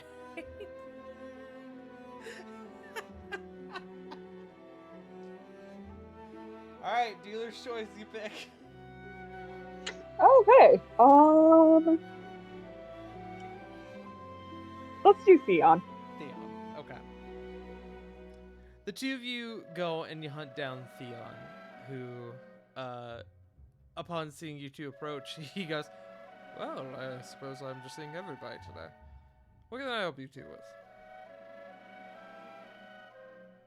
Well, first, do I dare ask who else has seen you today? Well, Corvin and Flit both came by asking about a mysterious book, which, you should go talk to them, whenever you have time. I have given them something that I think you all could make use of. Heh, heh. Fuck that book. Yes, quite. He says as you watch him put that book up on a shelf. Sarah flips the book off. And then Ravon asked me to help him with his pilgrimage. which he then returned back 20 minutes later from, saying, as if he had had an epiphany and has begun to go around collecting your friends. I'm going to be honest, I'm surprised he hasn't found you yet. But he then came back with Flit and Corvin, who then gave me the book you all found, and I have given them books, more books, a lot of books today. And now you two are here. Okay, cool. Keep that book far away from me. I am putting it on the shelf. Corey and I would like to go to Dry Hollow if you're able to help us. Sure. I have nothing going on. He says like he means it, but he's very obviously being like over dramatic. He's fucking with y'all. Hey, we can find someone else. No, I'm kidding. I'm kidding. What? None of you have a sense of humor anymore. What happened? Who is this again? This is Theon. I actually have been looking for you. It appears everybody has been looking for me today. Yes. But we have many things to go over about my bar. And she starts like putting her arm around him and like pulling him close, like to whisper like conspiratorially. Uh-huh. Sarah's staring at Corey. Corey, Dry Hollow first. We can do that on the way. Yep. Wow! It will take all of about 6 seconds to get there. Yep. Oh, boy, today. Alright, so Dry Hollow. Please. Right, well, I guess I have gotten this back from Rovan, so I suppose I will give it to you now. And he hands you the binding stone that he had given to Rovan. Hands it to which one of us? He'll hand it to Corey because Corey's closer up in his face even. Yep.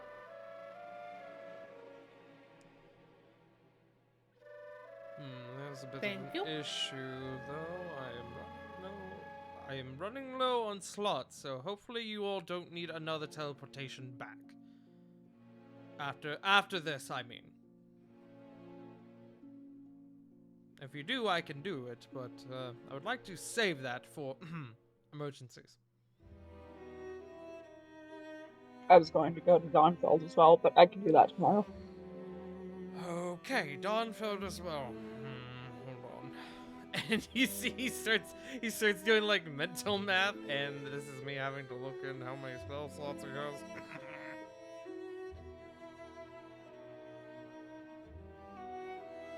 Yes, you will have to wait until tomorrow.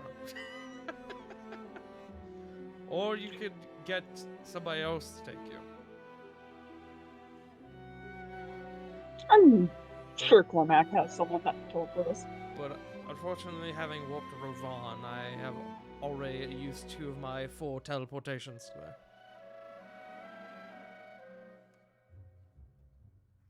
You two are going to need 2 right now.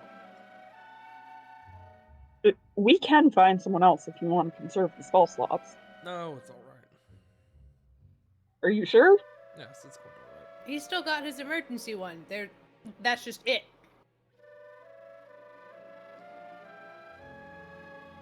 Alright. And he, again, hands you the binding stone after empowering it again like he did with Rovan. So, Dry Hollow it is then. Correct? Correct. Alright. Well, then both of you give Cormac my regards. And he casts teleport in a flash of light. Once again, as you guys have become kind of accustomed to at this point, sends you both forth. And I am going to change our music a bit.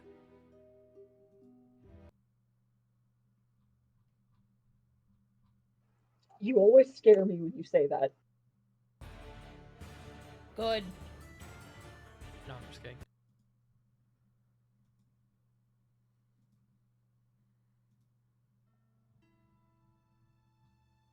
Oh wait, I can hold on. I can do something different. Wait, hold up. Yeah.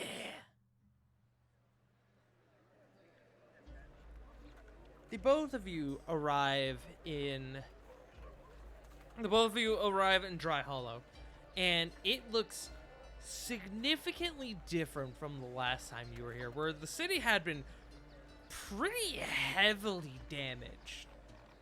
Because the last time you guys were here was when you had retaken the city.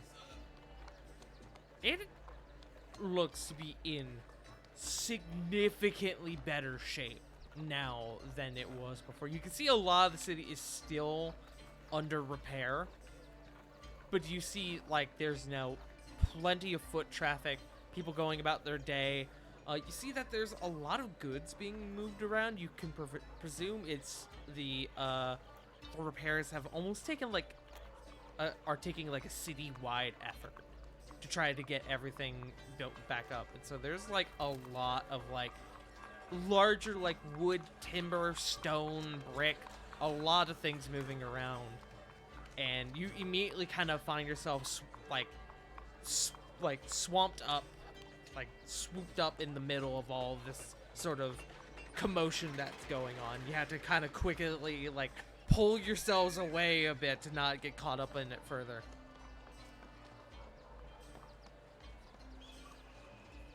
Where in Dry Hollow did we appear? You seem to have appeared inside the city center. Like dead center of the city.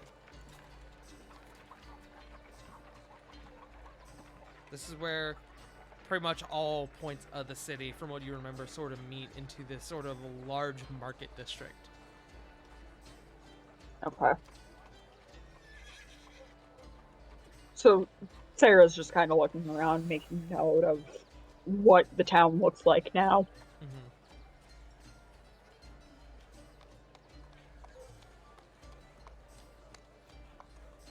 Corey has gone silent again. I'm sorry, I got a message. What are you doing, Corey?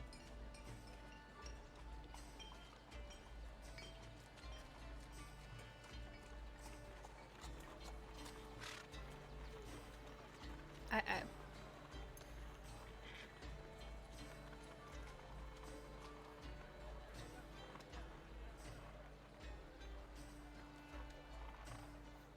Would you like me to just move on?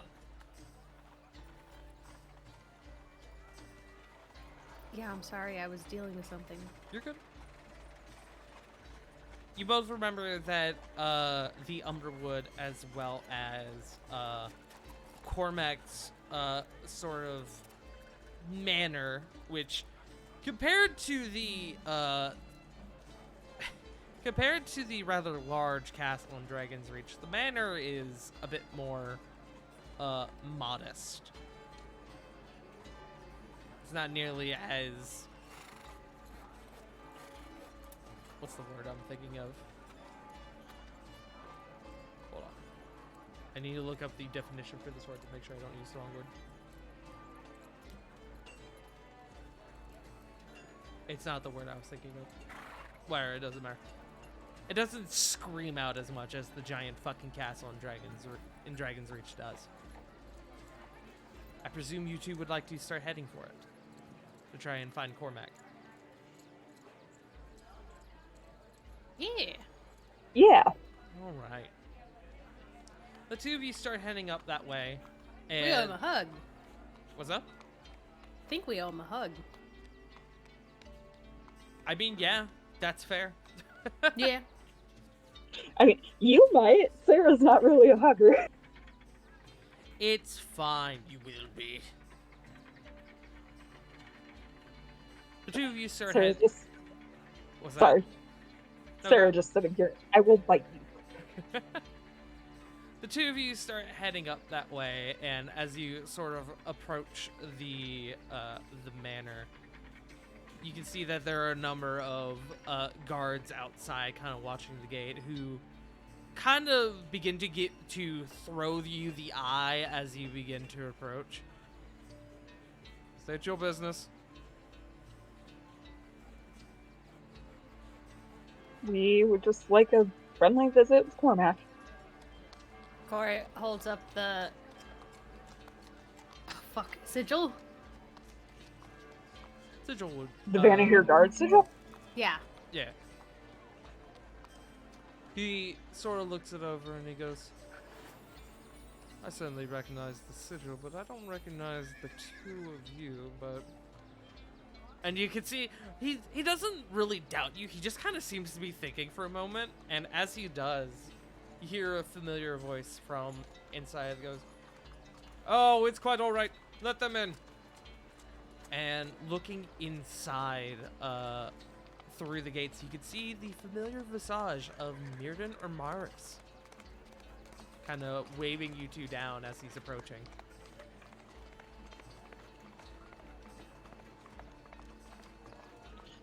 Sarah's gonna look at the guard quick. It's alright. It's been a while since we've been here. I apologize for the hassle. We've been trying to amp up security due to recent events. But please, go right on in. And he hands you back the sigil and allows you both entry. Thank you. And Sarah will go to meet Mirden. Couple of friendly faces we have here. It's been some time. How are you two? Mirren kind of comes up and begins to move in to embrace you two. Corey will return to hug. Sarah steps to the side with a hand up. Still not a hugger. But it's good to see you two, Mirden. You will be. I will bite you. Look at the two of you. Look at this getup. You cut your hair. Looking at you, Corey. Oh, yeah. Oh my, it has been quite a while. Cormac will absolutely love to see you two. I presume that's why you're here. Yes. Well, then come right on in. Sarah's nodding and kind of looking behind herself. The city is looking well. A lot better than I last saw it. It's taken a lot of care and effort, but we certainly made it our own once again. The hardest part was sealing up that giant underground cavern. Oh, I'm sure. But things are beginning to take a steady pace back to normalcy, which we're all thankful for. More and more people are returning to the city every day, and all of them are pitching in to help. Something, truthfully, we haven't really seen before. Good. Sarah side-eyes Corey. People What? returning, huh? Are you running low on stock? No, thankfully, that was a bit of a worry, but we are thankfully seeing more and more. As people are returning, they're bringing whatever assistance and supplies they may have to offer. Sarah kind of nudges Corey in the ribs. Maybe Surgeon Tortle is back? Yes. We'll have to check for them too. Tortle. One Herbie. Making a history check for him. Fair enough. I am unfamiliar, but I will keep an ear open. But please, both of you, come in. Cormac will be excited to see you both. Which, actually, I guess that begs the question, where are the rest of your friends? It's just us for now. Rovan is having some sort of crisis of faith, and yeah, that's a whole ordeal. Apparently, he has stolen Flit and Corbin too. I see. Well, maybe next time. And he begins to lead you both inside, and as you are kind of walking in, you hear another familiar voice kind of coming from one of the rooms. All right, so we are going to make sure that the West District gets the most supplies for now, considering the, well, you know, the giant hole in the ground. So make sure most of our supplies are being divvied out to them. Also make sure everyone is being fed and cared for. Not letting this city fucking fall apart while it's still in the process of being rebuilt. And hello, you two! Oh my goodness, it's so good to see you, as Cormac sees you both enter. He seems to be speaking with a couple of his captains. You can see that one of them very much has the symbol of like Captain of the Guard on him. Sarah ends up laughing. Hey, Cassius. All right, the rest of you, vamos. We'll continue this conversation later. I have some guests that I must deal with. And they look slightly confused, but they quickly agree and go, yes, sir. And they begin to vamos. Oh, my stars and garters, how are you two? As he begins to approach you two. He also goes for the embrace. Corey squeezes him and picks him up. Did you cut your hair? I did. It looks lovely, dear. Thank you. It more happened because of a battle, but thank you. I was really nervous about it because I had to ask Diana to touch it up after. And how is Miss LeBlanc? How's your next? She's great. He's doing good. He's learning he's listening to his tutors. Oh, it's good. Nexus is learning magic. Oh, I knew that boy had magical potential in him. Someone owes me a platinum. Where are the rest of your friends? Where's that strikingly handsome Goliath that you all were with? To which Having you a both crisis hear of faith. Mirrodin go, I assumed he was gonna like just smack him upside the ribs. oh hush, you agreed with me. I did. Yeah, Rovan is currently having a crisis of faith and has kidnapped Flit and Cloven. So that's a whole ordeal. Religious affairs and kidnapping. We've all been there. But Have we? Huh? a story for another time. But I'm sure you're here for more than to make idle conversations. What can dear Cormac, Cassius Cormac, help you with?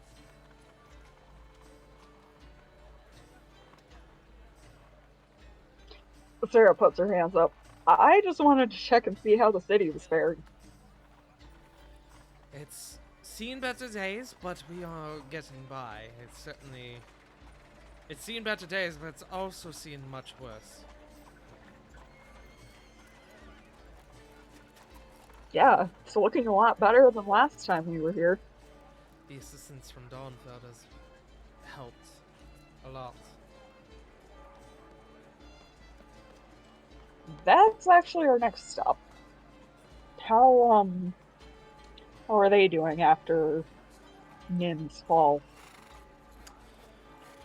That's a great question. Mirrodin, how are they doing? Oh, you know, I've just been doing my same old, just making sure they don't blow themselves up or anything. And you see he's very obviously being like cheeky about it. They're doing fine. Sarah's raising an eyebrow at him. I want to insight. Insight, roll insight.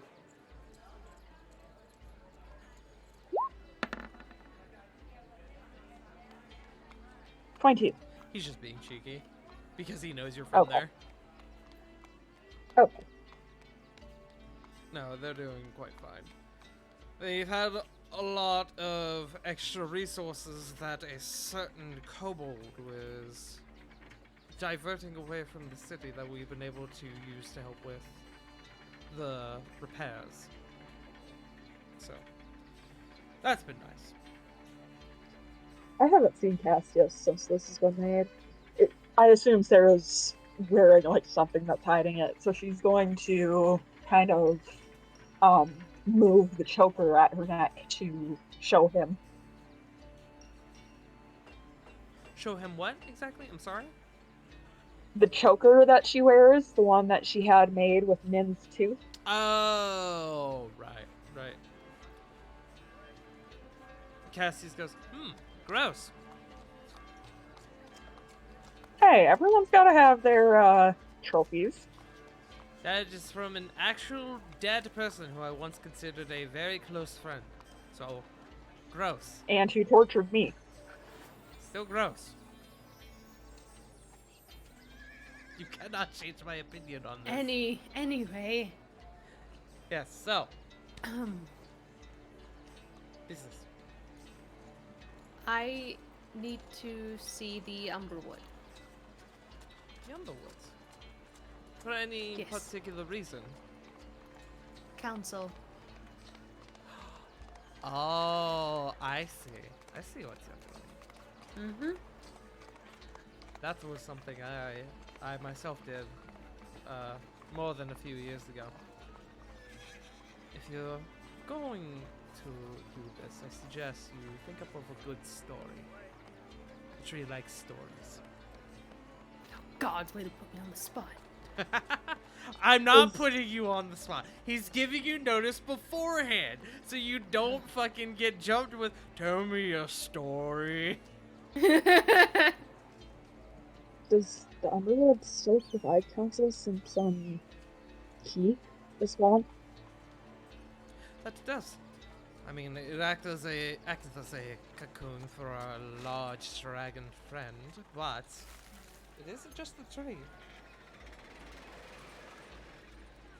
Rather significant tree at that. That tree has been around since, well, probably the dawn of the realm. Knows much, so I'm sure you have questions for it. And I'm sure those questions are why you're here. Yep. Let me escort you. I'm going to just real quick change my music.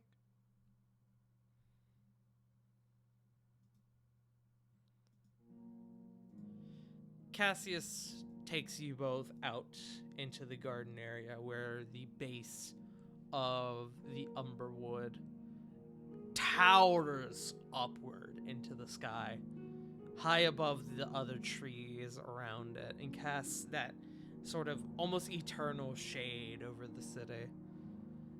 The trees just as big as you both remember. You can see that there's an odd twinkle to its bark now that you think is probably due to since the last time you were here, where the tree fucking opened up and it was filled with like crystalline structure. Mm-hmm. It now resemble the sort of twinkling around, almost resembles fireflies, but you know better. Rather than like a vague like yellow or orange, it's like a faint green.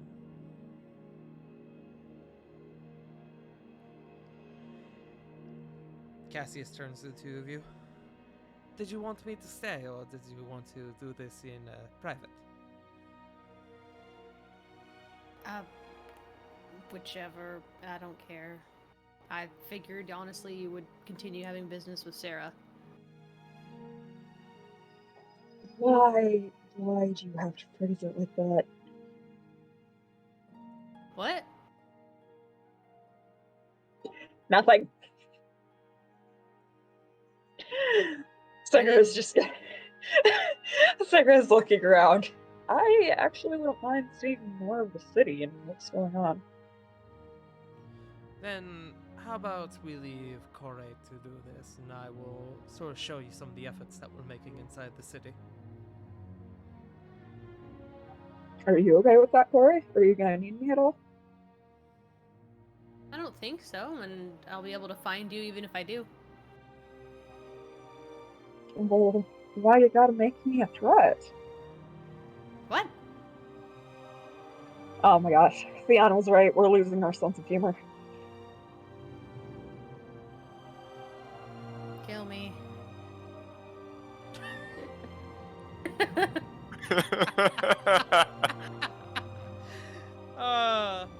So I have no strong opinions one way or the other. So with that, Cassius takes leave with Sarah, leaving you alone in the midst of this garden area, which it's been a while since you've been able to explore this area properly. You forget how honestly huge this area is. By looking at the base of the tree, you get the impression that these aren't like, this isn't the base proper. These aren't like the roots that you're looking at. You think the tree goes down deeper into the ground, but even just this section of the tree needs a rather significant amount of space to house it. And you look around and you see where the first time you were here, where you had your sort of picnic date with Diana.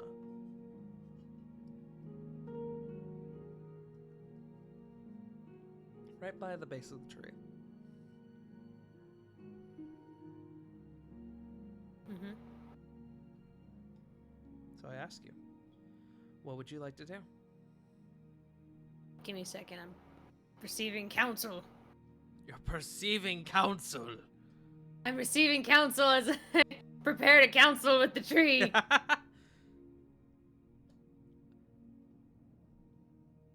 In the meantime, I'm gonna sniff my dinner roll candle. Delicious.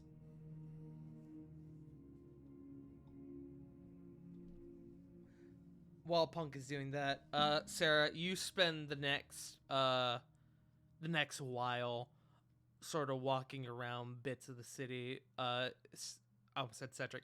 Cassius sort of introduces you to a few people who have who aren't necessarily like political figures or even like city guards or anything, but just people who have sort of volunteered themselves to make to sort of help organize the repair effort, the reconstruction effort. So you get to meet a few of those individuals, and they're all very kind. And you get to see some of the inner workings as to what exactly is going on within the city right now. Sarah just does her best to be polite and commend their work for what they're doing for the city.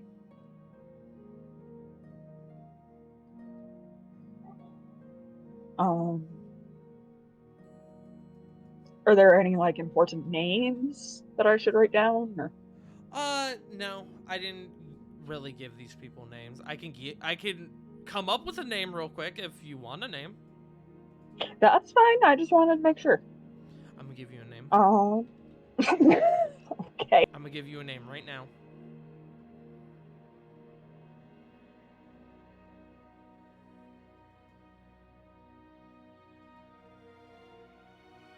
The name you get is Badar Bola.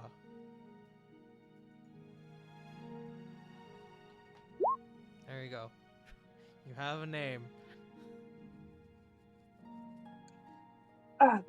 This is really annoying. Roll20 has been doing this thing where, like, it's not scrolling to the very bottom of the chat thing.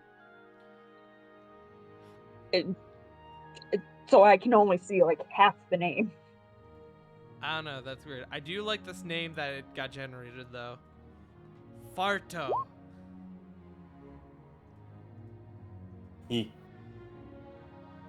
got the word fart in his name.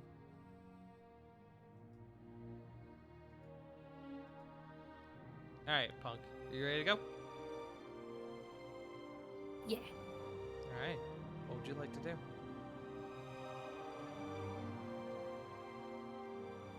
Corey is going to use Speak with Plants.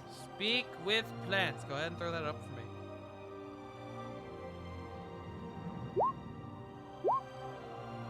Oh god, it went up twice. Sorry. No, it's okay. Alright. You approach the base of the tree and you cast the spell. And I guess my first question is, what do you say?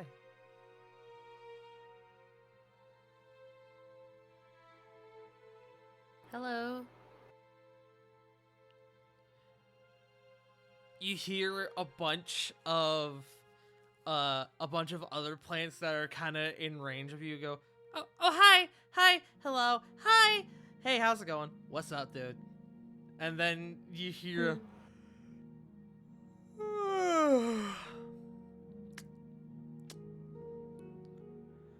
hello come from the Umberwood. You can see you can see the a sort of not quite face, but the general visage of a face beginning to form in the bark itself. How can I help you?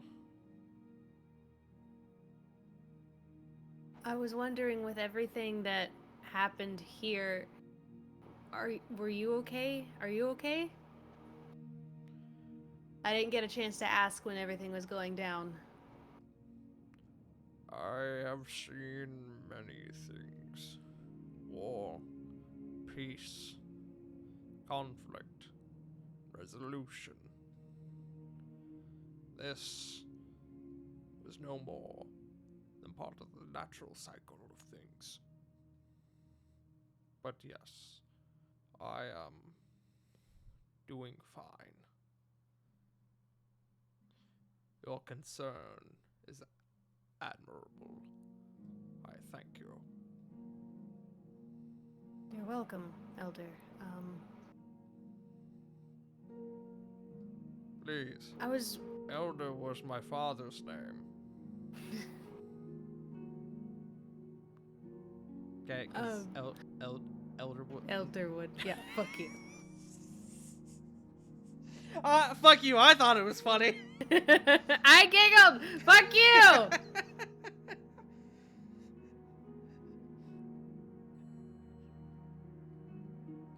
To what do I call you, child? Hold up. Above game. Haven't we talked to the Umberwood before? No. Not in this way. We've talked to Odeem before. You talked to Odeem, who was inside the Umberwood.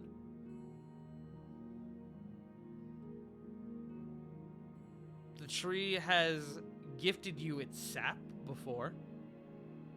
The very first time you... Which tree did Corey have the date with Diana under? That was this tree. It gifted you its sap. But you didn't... It talked to us then! What do you mean, what is it called? It What didn't do they talk- call you? It Yes, it did! It did not talk to you. It gifted It you d- its sap, but you did not talk to it. Squint. It was strangely silent the whole time that Odeem was in it. Oh, okay.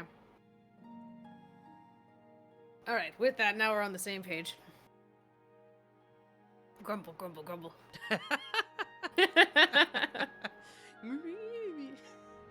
um, what do they call me? Corey? Rehua Corey? Kore brehwa kore. No! Sorry, that one was me. Fuck you. That was start seeping in. Rehwa kore. A fine name. You, Rehwa kore. I detect you have come seeking my counsel. Yes, you said that this is just part of the long cycle, one of many that you've seen before. A lot of conflict, wars, Indeed. quote-unquote world-ending altercations. The last time this happened, or rather, over the cycles that you've seen, is there a pattern? Anything with your age, with what you've seen and what you hear? You've forgotten more than I'll ever know.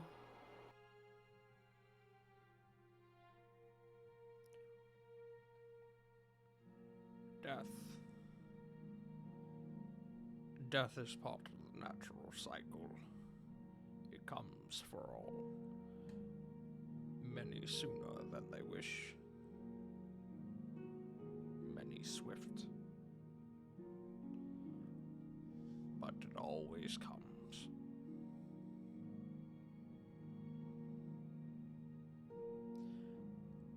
Nature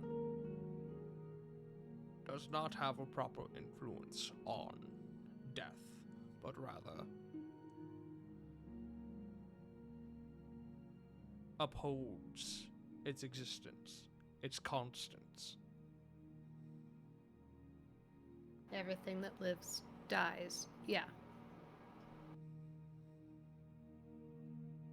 I detect this is not the answer that you seek. It.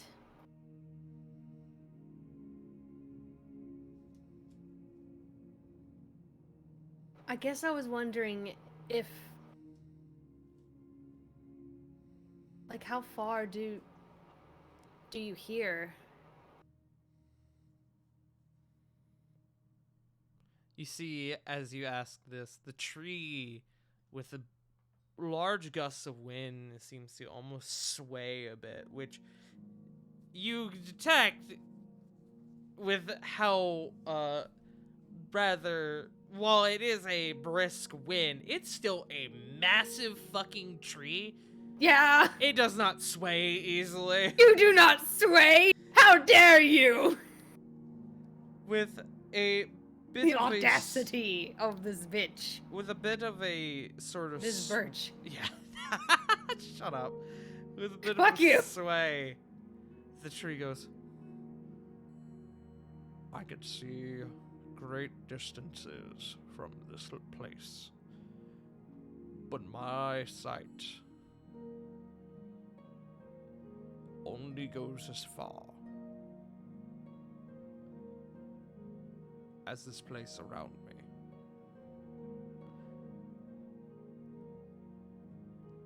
I cannot see the places where you and others of your kind come from.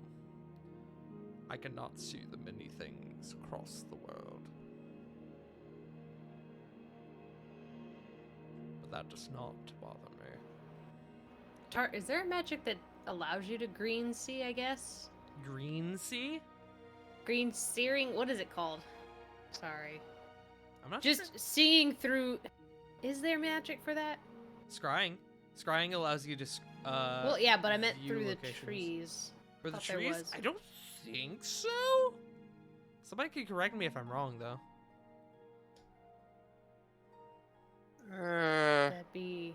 That'd be a neat homebrew idea for That would be a someone one neat day. homebrew idea. Punk, get on Someone it. should do that. Magical trees. Yeah, spying across through trees. Yeah.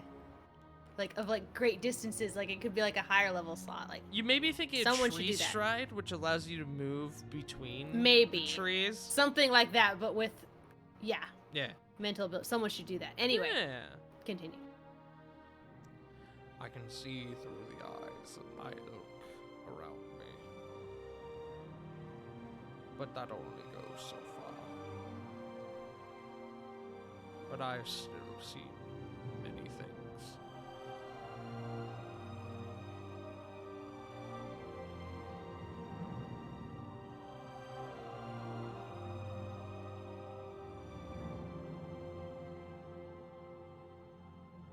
You've seen a lot of people live and die. Do you have any advice?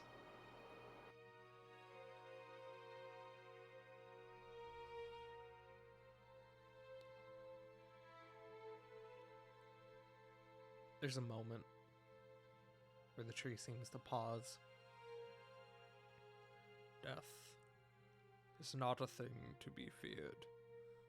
It is merely a concept. Life begins and life ends. Those who seek to keep it from ending often make it that much more sour. are those who often seek to protect the lives of those around them. They find purpose. Much as you, I can sense.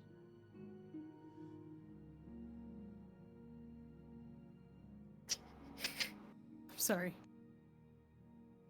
He just made me think of the meme. I will grow under any circumstances, under any conditions. Sorry. I'm here. I'm with it. I promise. You're fine. Oh god, I twisted my mic.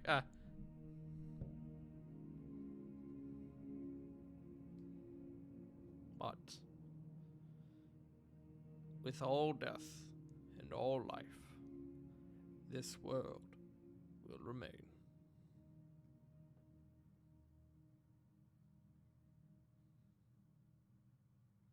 Thank you. Might I also trouble you for some more of the sap, just in case my... Oh god, what do I refer to Nexus as? He's not my son, but... Ward? He's your godson at this point. Godson, yeah.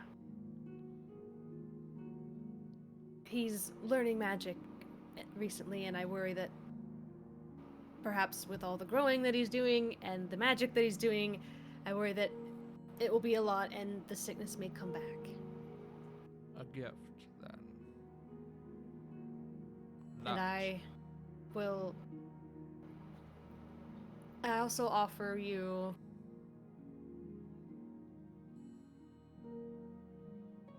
a place, kind of, over in our other city. I'm establishing a hall there, and I was wondering if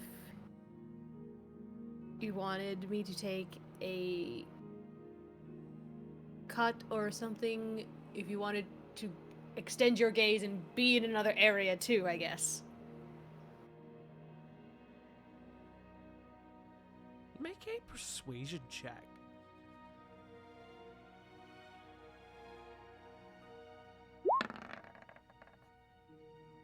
Three!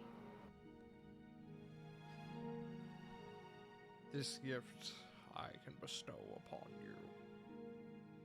But here I stand, and here I shall remain.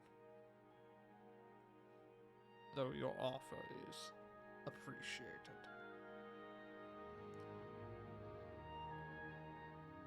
I do ask, before you go, if you may, a story of your homeland.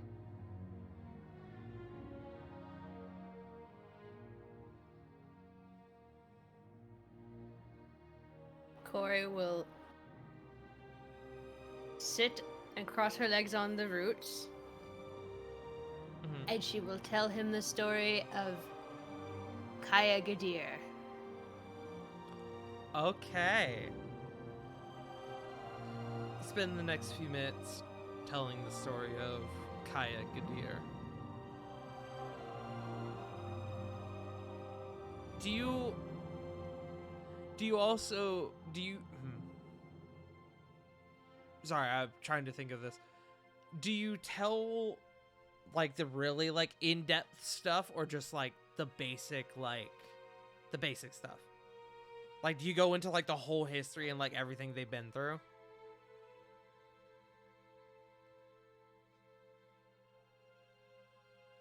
She'd probably be talking to the tree, like, it was someone, like, at a bar, so probably... But, like, it's a tree, so, like, she's keeping counsel with it. So, I mean, who's the fuck's gonna... I don't know.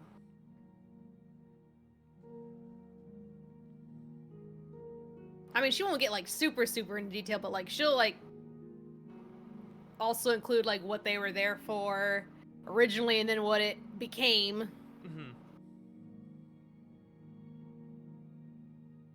She'll go on the fact that it was a roller coaster of shit. Yeah. Okay. Yeah. You spend the next few minutes telling this story, and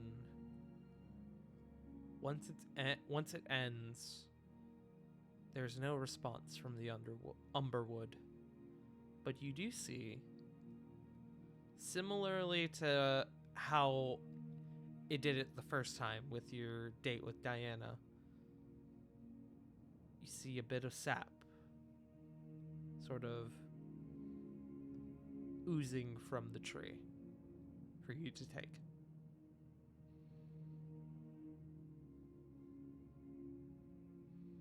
Fuck, I don't know if I have anything that can hold that.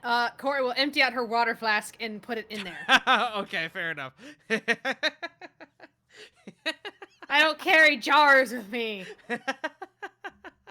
I like the immediate, like, wait, fuck! Shit. I've made a mistake. Mm-hmm. Alright, but you do empty your water skin, and you begin to fill the sap, or the water skin with the sap. Go ahead and put water skin with Umberwood sap into your inventory.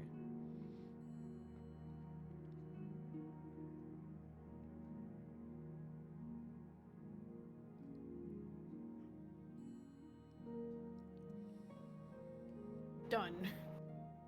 It's around this time that Sarah, you and Cormac sort of return back to where Corey was. Corey appears to be putting her water skin back down on her belt.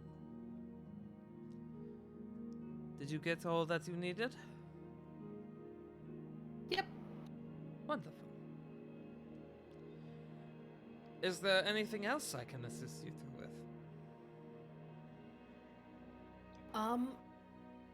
You can try and clear some time in your near future. Because I'm opening a bar. You're opening a bar? A bar! I got it as a gift! Oh, bitch, you don't have to tell me twice. I say, you and Mirren could use, like, an escape from work. Mirren and I can drink each other under the table again. It's been a while. Sarah's just shaking her head with the stupidest little smile on her face.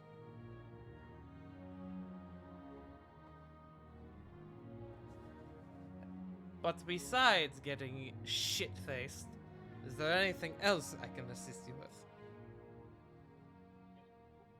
with? So, you know the escape tunnels that run underneath the manor?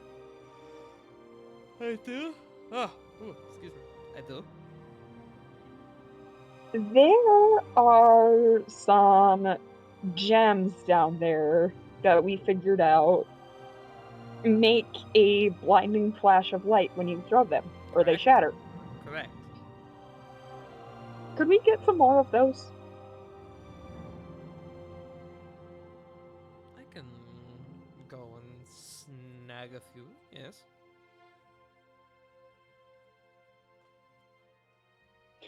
We just figured out that they're useful in some fights. Or, not just, but, you know what I mean. For the sake of brevity, I'm just gonna roll to see how well he does with this. Okay. He's able to give to your group. You were able to get 6. Wow, how fucking perfect, actually. You were able to get 6 of the crystals.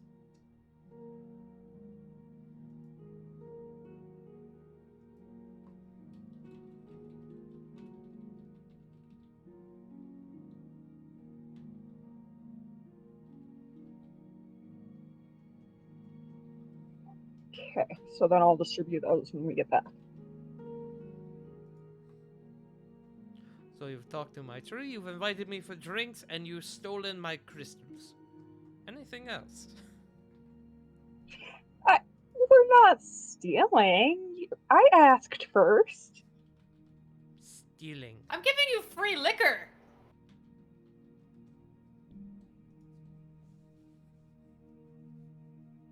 Look, we don't have to get into semantics, alright? I was making a joke. Sort of.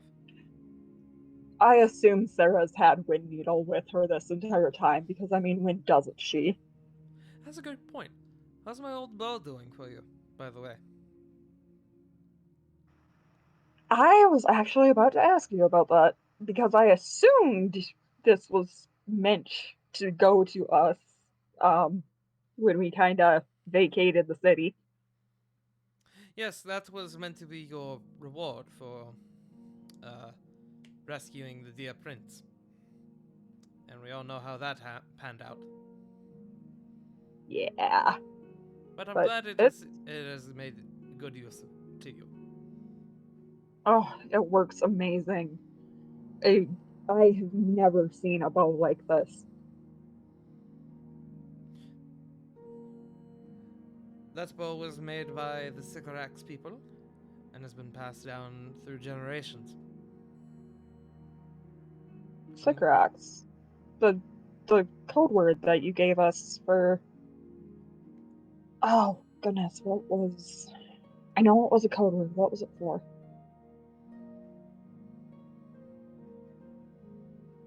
For the guards. Yes.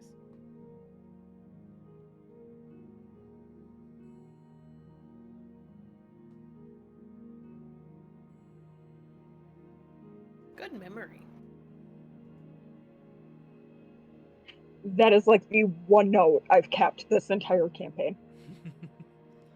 Yes, the Sycorax, while it is often used as a code word for my operations, the Sycorax are an ancient tribe of elven people who, you didn't hear it from me, currently still reside within the nation of Zandaria, and may have had quite the influence on the war. As you can imagine, they didn't take too kindly to other nations invading their home. No one would. Are they the Absolutely. reason that Zandaria is neutral territory? Eh, partially. Interesting. But there's a lot of factors to that. I'm almost afraid to ask. How old does that make Wind Needle? Ugh. That's a good fucking question. How old am I?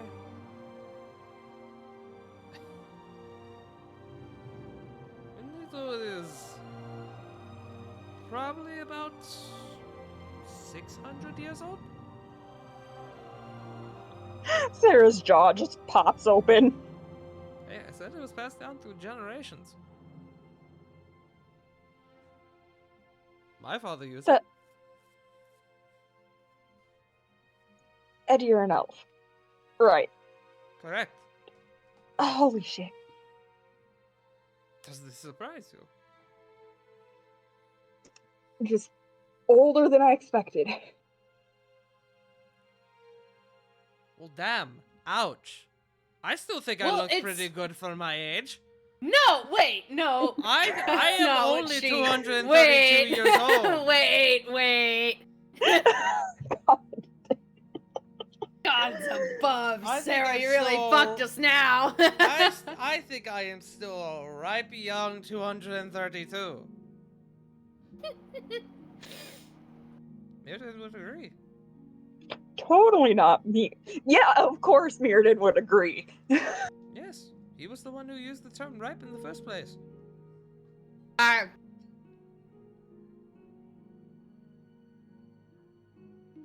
Yes, Corey, you wish to comment? What Sarah meant to say Mm-hmm. was we did not realize how valuable and precious the bow was, although we have been treating it very well.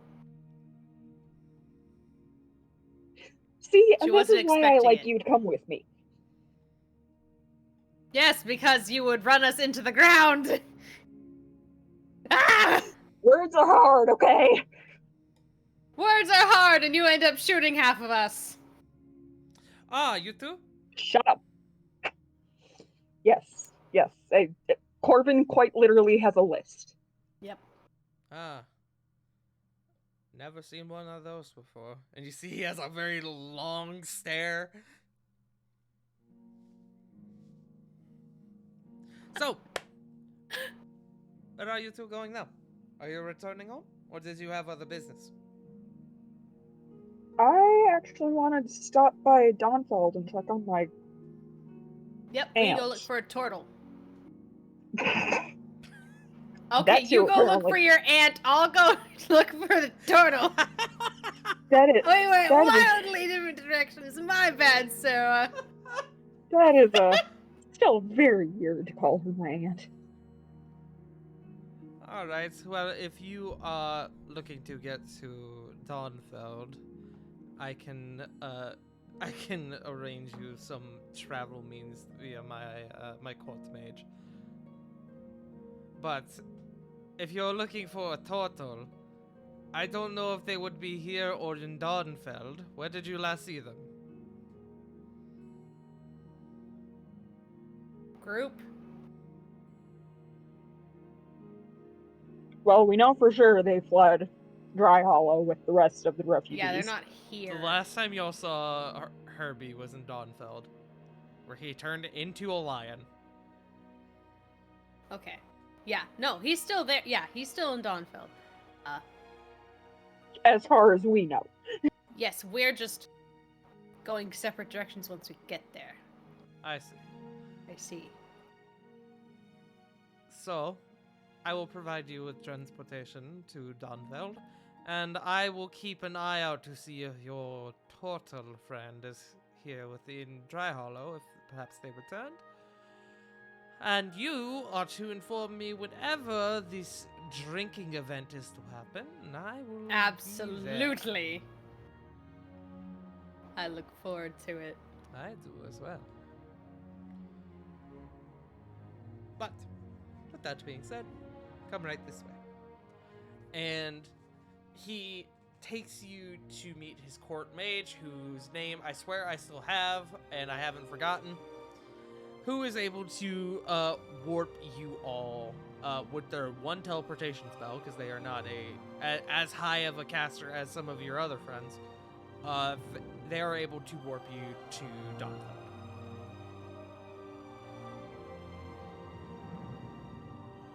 As a personal favor from Cormac. Aw. Thanks, Cormac. Thank you, mage. He's not gonna. Also, for the sake of brevity, because with everything that's going on, I'm not gonna keep you guys here for fucking like 8 days. As Yeah, you try that's to fine. travel back to Dawnfeld. That's fine. While Rovon's like, where'd they go? Why not? It'll be a good callback. I want to. Yeah, you guys have to walk actually. Meanwhile, Rovon's like, I just want to go fight the giants. How the hell do I have the name of a bartender from a tavern called the Silver Stein, but I don't have the court mage from Dry Hollow? I'm not sure I ever actually said their name. I'd have to go You back did and not. look. Did I not? Fair enough. Nope. It's not important then.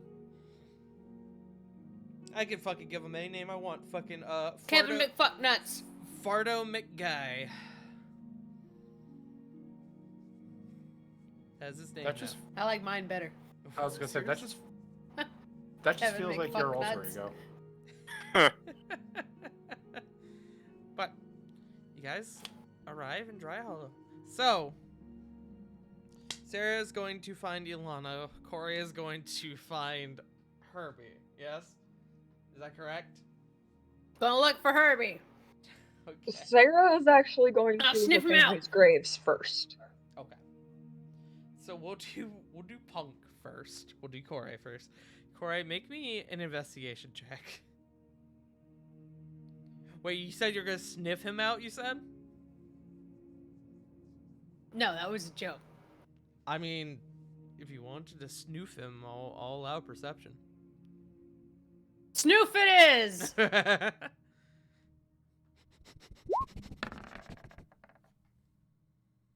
Not great. 9. You hear as you kind of go around town. Can I wild shape and try again? No. Damn it! As you go around town, you start asking people about Herbie. The mention of a lion comes up more than once, and several people inform you that whatever the lion was that was here months ago left town and headed off towards the west, or the east rather. East. East it is. I thought you said west. I thought you said west. Are you gonna go east? Yes. Cora's going to wild shape and go east. Cool. No, she won't. She'll just go east. Okay. She needs to talk, alright? What I will allow is that if you want to try and hear more about what fate befell this lion, it will take a bit more time, which you have because Sarah's doing things. Make me another investigation check. This time it has to be investigation. 5! You are not doing great. So much for a 20 of passive. From what you hear from the few people that you ask is that all sort of knowledge as to what befell the lion kind of disappeared once they crossed the river. And yes, crossed the river. This specific river.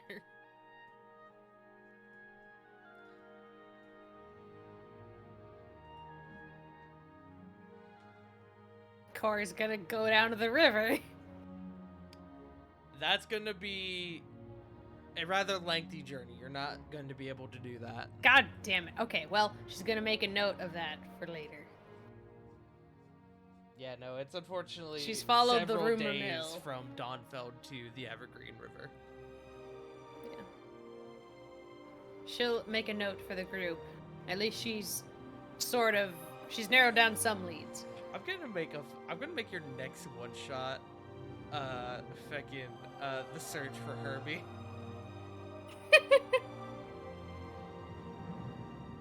That'll be fun. Okay, but anyways. But you have a little bit of information as to where he may have gone. So, with that, Sarah. You said you're going to visit the family graves. Correct.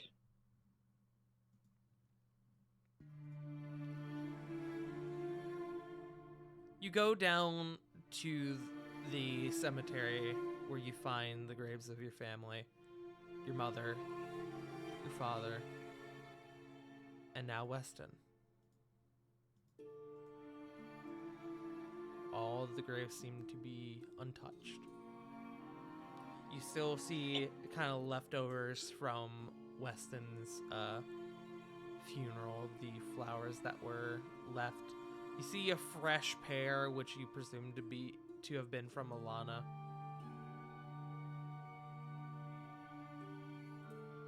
How are the graves looking in terms of cleanliness and repair? It looks like they haven't been fucked with, but it doesn't look like anybody's really been watching over them proper. Like they still have been sort of, I won't say victimized, but they've been at the mercy of the elements a bit. But A little Weston- overgrown. the parents' graves, yes. Weston's grave, not so much, just because that one's still pretty fresh. Sarah will take a few minutes and get rid of the overgrowth around her parents' graves. Okay. You spend about 10 to 15 minutes kind of cleaning up all the graves, making them more presentable.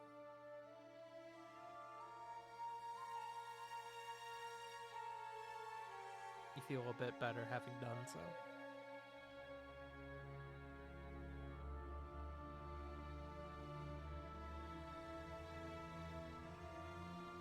I'm trying to think what else.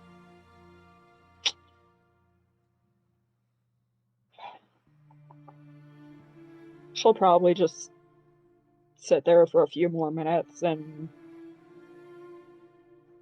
remembrance would be the word, I think. Mourning? I don't know. Yeah. You sit there for a bit. You start thinking about everything that happened with your parents, with Weston. How things with Weston could have been better, and in reality, he was less of a bad dude and more just a guy in a shitty situation. And as you're sort of sitting there, you hear a familiar voice sort of approach. Sarah?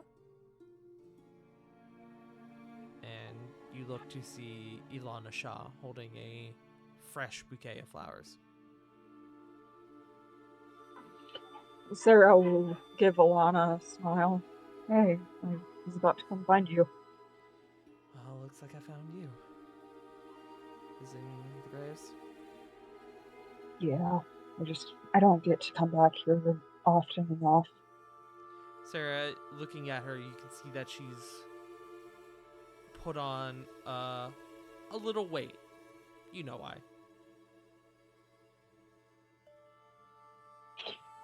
Sarah kind of eyes Alana's abdomen. You're looking well. Thanks, she says, kind of putting her hand on her tummy. It's been an experience, but I'm learning a lot. It's also helping me make sure I don't forget. How are you doing without him here? Truthfully, better than I thought I would. I sort of just got back into my routine again. Orphanage is doing better. We recently had a bit of a food drive that went quite well actually. So, you know, I'm managing. Could be worse. Could be a lot worse actually. Yeah, you could still be with the assembly. Correct. I sometimes wake up in the middle of the night thinking that one of their people is going to have broken into my house trying to kill me or something, but nothing yet. So I'll take my wins where I can get them. There's been no sign or anything of them tracking you or keeping eyes? No, your friend Mirden, once news about Nin got out, he and Cassius pretty much combed through the entirety of Dawnfeld and found a bit of a coven, if you will, underneath, oh man, what was it? I think it was like a bookshop or something within the city. Wasn't huge, but it was enough to where, you know, people felt relieved afterwards. Quite a few people got paranoid, understandably, wondering how it could have been left alone for so long, but from what I heard, a lot of people think that it was the remnants of a coven, and once they got word that Nin was gone, they skedaddled. So, not really sure. Sarah does that kind of shocked blank. You would think Mirden would have mentioned that just now. Good to know. I'm pretty sure it's still an ongoing investigation. That's possible. Still wish you would have mentioned it. Some of the people here are a bit worried as people are constantly being brought in for questioning, but not many arrests have really stuck, which is good. It means we have less to worry about, but I don't know. And she finally goes over and puts the new bouquet of flowers on Weston's grave.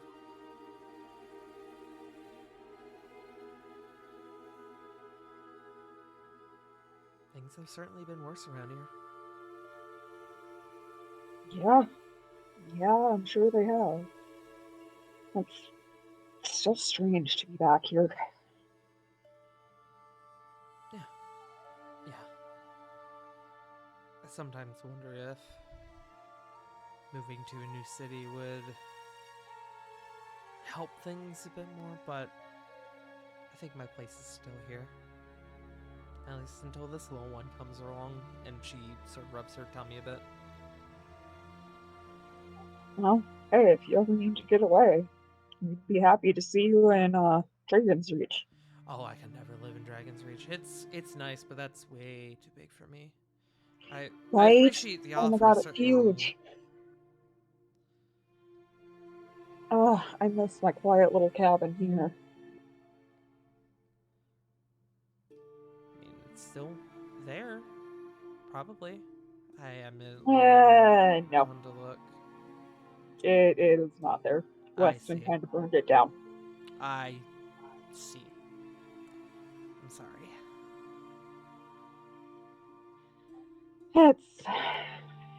That's okay. I miss it, but Well, there are bigger things. maybe when everything you've got going on sort of winds down, maybe you can go out and rebuild it. Possibly, but I mean, I'd be starting from the ground, literally. I mean, if the foundation is still there, that's all you need, right?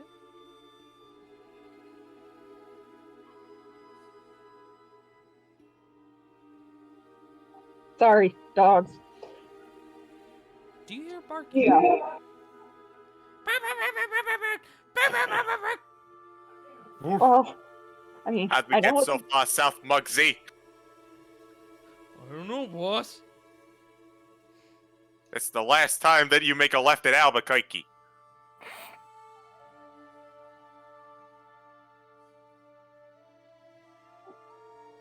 I mean, I know it's not Raven, because she's still in Dragon's Reach.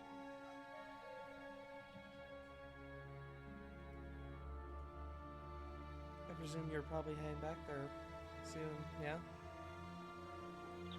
Yeah, whenever Corey is done with her stuff, I just wanted to come check on you and see the graves. Yeah, I'm doing okay. Again, I could be worse. But I appreciate you coming out to check on me. And I'm glad to know you're doing well. Yeah. Doing fine. I've got good friends.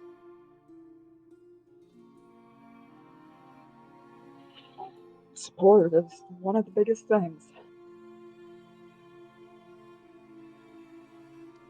The two of you sit there for a few minutes, kind of making small talk, until you're eventually found by Corey. Oh, hello, Corey.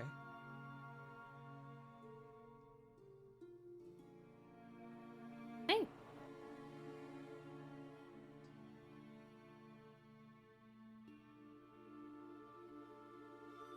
I guess that means you guys are heading back, right? We could stay for a little bit longer if you'd like the company. It's alright. I gotta get back to work anyway. I just wanted to come down here and put these down. Thank you guys for coming out, though. I hope the rest of your friends are doing well as well. Yeah.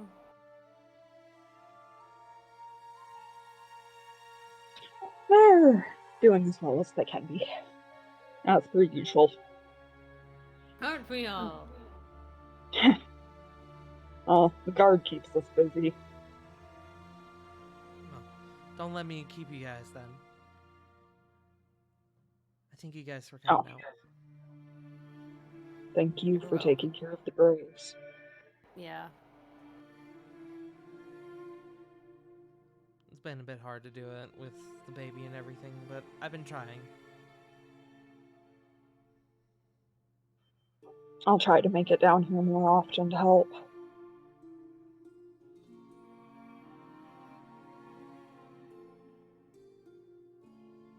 I'd like that.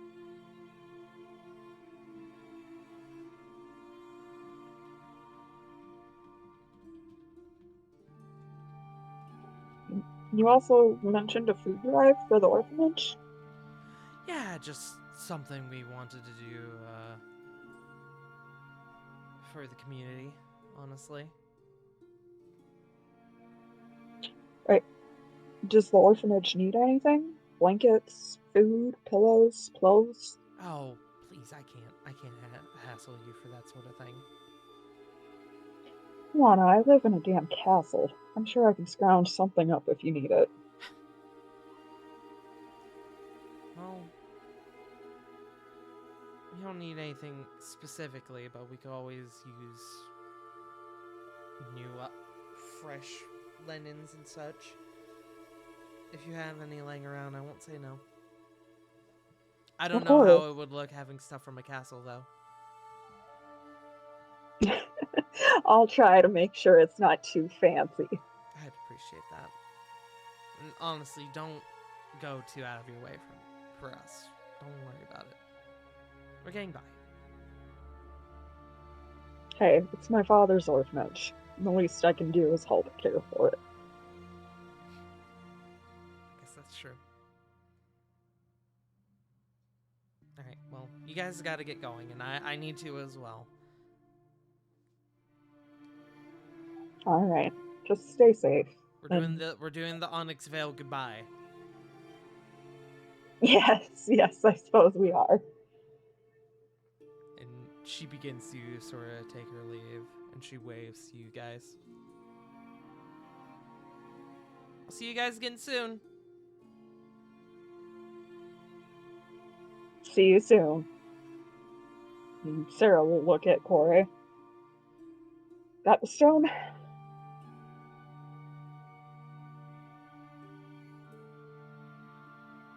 What?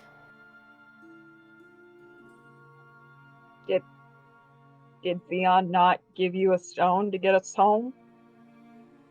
Yeah, I just didn't hear the first word you said, so it confused the fuck out of me. Got the stone. Yeah. And I don't know, she'll pull it out and just look at it. What do I do? I didn't explain it because I explained it to Rovan. Theon explained that you just kind of picture where you want to go, like channel that energy into the stone, and it will take you there. All right. And she'll hold on to Sarah, I guess, and picture Dragon's Reach. Sarah will put a hand on the stone too, just for good measure. Okay. You both are, with a similar flashlight, you both are yanked from from Dawnfeld rather, and you are brought back to Dragon's Reach. Any specific place in Dragon's Reach, or just Dragon's Reach? The castle? Okay. Sorry, I had to make sure. I wanted to make sure I wasn't The plopping- courtyard specifically. Okay. How's that? All right, that works. You guys arrive in the courtyard. And as you do, almost conveniently so, Cora, you receive a message from Diana. And with what appears to be Rovan in the background, which you're not sure how that works. But What? Diana goes, "Hey, Rovan is very excited about something, and he's been looking for you guys. Can we meet up? Where are y'all?" In the courtyard, we just got back. And Cora, you on your We will heads- wait here for them. on your heads-up display. You see, Rovan is rapidly approaching your location. And with that, as the group begins to come back together once again. Objective survive. As the group begins to come back together once again, as the day begins, as we begin to get into the later hours of the day, that is where we are going to end for tonight. Woo! Side quest unlocked. Good shit. Side quest unlocked. Hope y'all are excited for that. Ooh, I'm looking forward to it. I know We have a Joe is for I no am. particular reason. I genuinely Why don't would I? even know what we're doing because I wasn't here. It's okay. Oh I can explain boy. it to you. Hey, Tart, why would I be excited about it? I don't know, Joe. I have no clue. In fact, I don't Those even names know what don't- we're talking about. Those names don't appeal to me whatsoever. Yeah. But with that being said, thank you all for joining us tonight. Note, so next week we should have our session as normal.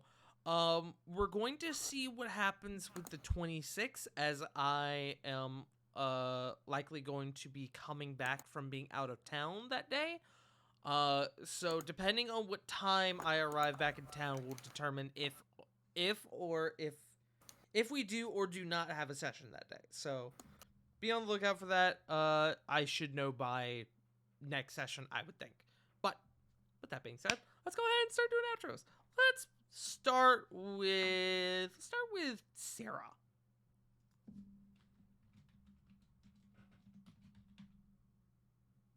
Okay, let's start with CG. Hi, I am the CG. You can find me nowhere because I don't much care for social media, but you can find me various other good beans D&D channels, such as twitch.tv/BurnoutVaughn, where I am in their Saved by the Cell Strixhaven campaign. And also have stepped on a mine. That's where we left it. I'm just about to explode and lose a leg and probably die horribly of like gangrene or something. Mine? Shut. You can also find me on this channel every other Tuesday, not this Tuesday, but the next Tuesday for The Curse of Strahd. Our party has finally engaged Strahd in combat, and he ran away like a bitch. Yeah, he did. That's not a good thing, by the way. I'm just phrasing it as a good thing. He's actually doing guerrilla warfare. But, If only they had someone who could locate Strahd. Perhaps. But other than that, you can find me here for Where the Shattered Sun, obviously. So, yeah, I'm going to toss it over to JFrost. Hey, that's me. Thanks, CG. You can find me here at twitch.tv/JFrost747 and over on Twitter at JFrost747. This week's still going to be a little bit up in the air when it comes to streaming, but we are probably going to just do some hangout nights. You can catch me here at Farting Tarts channel for our good old Curse of Strahd for Tuesday. You can also catch me over at twitch.tv/BurnoutVaughn every other Saturday. This Saturday for our Save by the Spell campaign, and a few other things that should be coming up real soon. Other than that, gonna ship post, food post, and all the other stuff. Hope y'all have a good day. And Joe. You can find me watching Elimination Chamber on Saturday and possibly crying at the main event. Other than that, here possibly on Strahd on Tuesday. But you know who you could follow because they're a good fucking bean. The Chernobyl Chad Big Papa Plutonium. Oh man, He's I a- gotta figure out he's a how good many lad. fucking underscores they got in their name. I got you. Thank you. That's 2 underscores. I thought so. I'm halfway through. Anyway, check him out. Good lad. Absolutely hilarious. I fucked that up, but you know what? It's the thought that counts. Anyway, I'm gonna go ahead and throw it on over towards Sarah, who just came back. Oh, son of a bitch, I should have Ha! stayed way longer. Then you can find me at twitch.tv/wolfstucker16. I am admittedly almost done with my book series, so I might be starting streaming again soon. I just don't know what I'm going to stream. That's... I mean, I don't really have much to shill anymore. So, who's left? Poggles. Punk. Y'all can find me on Twitch, Twitter, Instagram, and sometimes TikTok at PunkyardDog. Tuesday, I'm streaming Boyfriend Dungeon. There was an update a while back, and I just really enjoy Boyfriend Dungeon. It's a fun game. Come on by. That's me. Let's go. I'm still waiting on my big Papa Plutonium URL, by the way. Listen, I tried. I even spelled it correctly. It didn't work. It's a 0 and 7-0, isn't it? Oh no, I it's. don't think Oh, so. hang on. I know where I fucked up. Alright, well, Yes, you did all that. I'm gonna good. start putting in the shoutouts for other people. Already did. Oh, you did? Ah, you did. I see. Yeah, that's where I fucked up. Hey, there you go. Alright. Big Papa, not Big Papa. That's where I fucked up. And with that, I have been the Putingish Pastry, Zafarting Tart. You can find me here at twitch.tv/Farting Tart, where I do D&D. I do variety games. Tomorrow you can find me on twitch.tv/LeJake, where we are continuing our escapade into the world of Eidos with our Hot Dairy Queen sessions, where I play a hot healer monk wife. So make sure to tune in for that. As for other stuff this week, nothing Tuesday. I gotta figure out what's happening Wednesday. There may be a stream Wednesday. We're gonna find out. I'm still kind of getting this week together on streams. So just be on the lookout. I'll fucking announce it when I figure it out. But yeah. Yeah. Thank you, CG. Top 1% of all D&D streamers, by the way. Let's go. Ayo. Let's go. We gotta raid someone. We're gonna raid Laco Van Mana, who has Hey, Laco. who just started their all VTuber game of D&D Ooh. today. That time the shout was actually on purpose because I wanted to shout them out before I rated them. So you say. So I do say. But go, show them some love. Let them know who sent you. Tell them they're stinky and that they're a bottom. And we will see you all next week for another episode of War of the Shared Sun. So, thank you all for joining us. And remember, as always, Black Lives Matter, Trans Lives Matter, Stop Asian Hate, and most importantly, you matter. We love you all, and we'll see you all next time. Bye-bye! See ya. Bye. Adios. So I had no idea.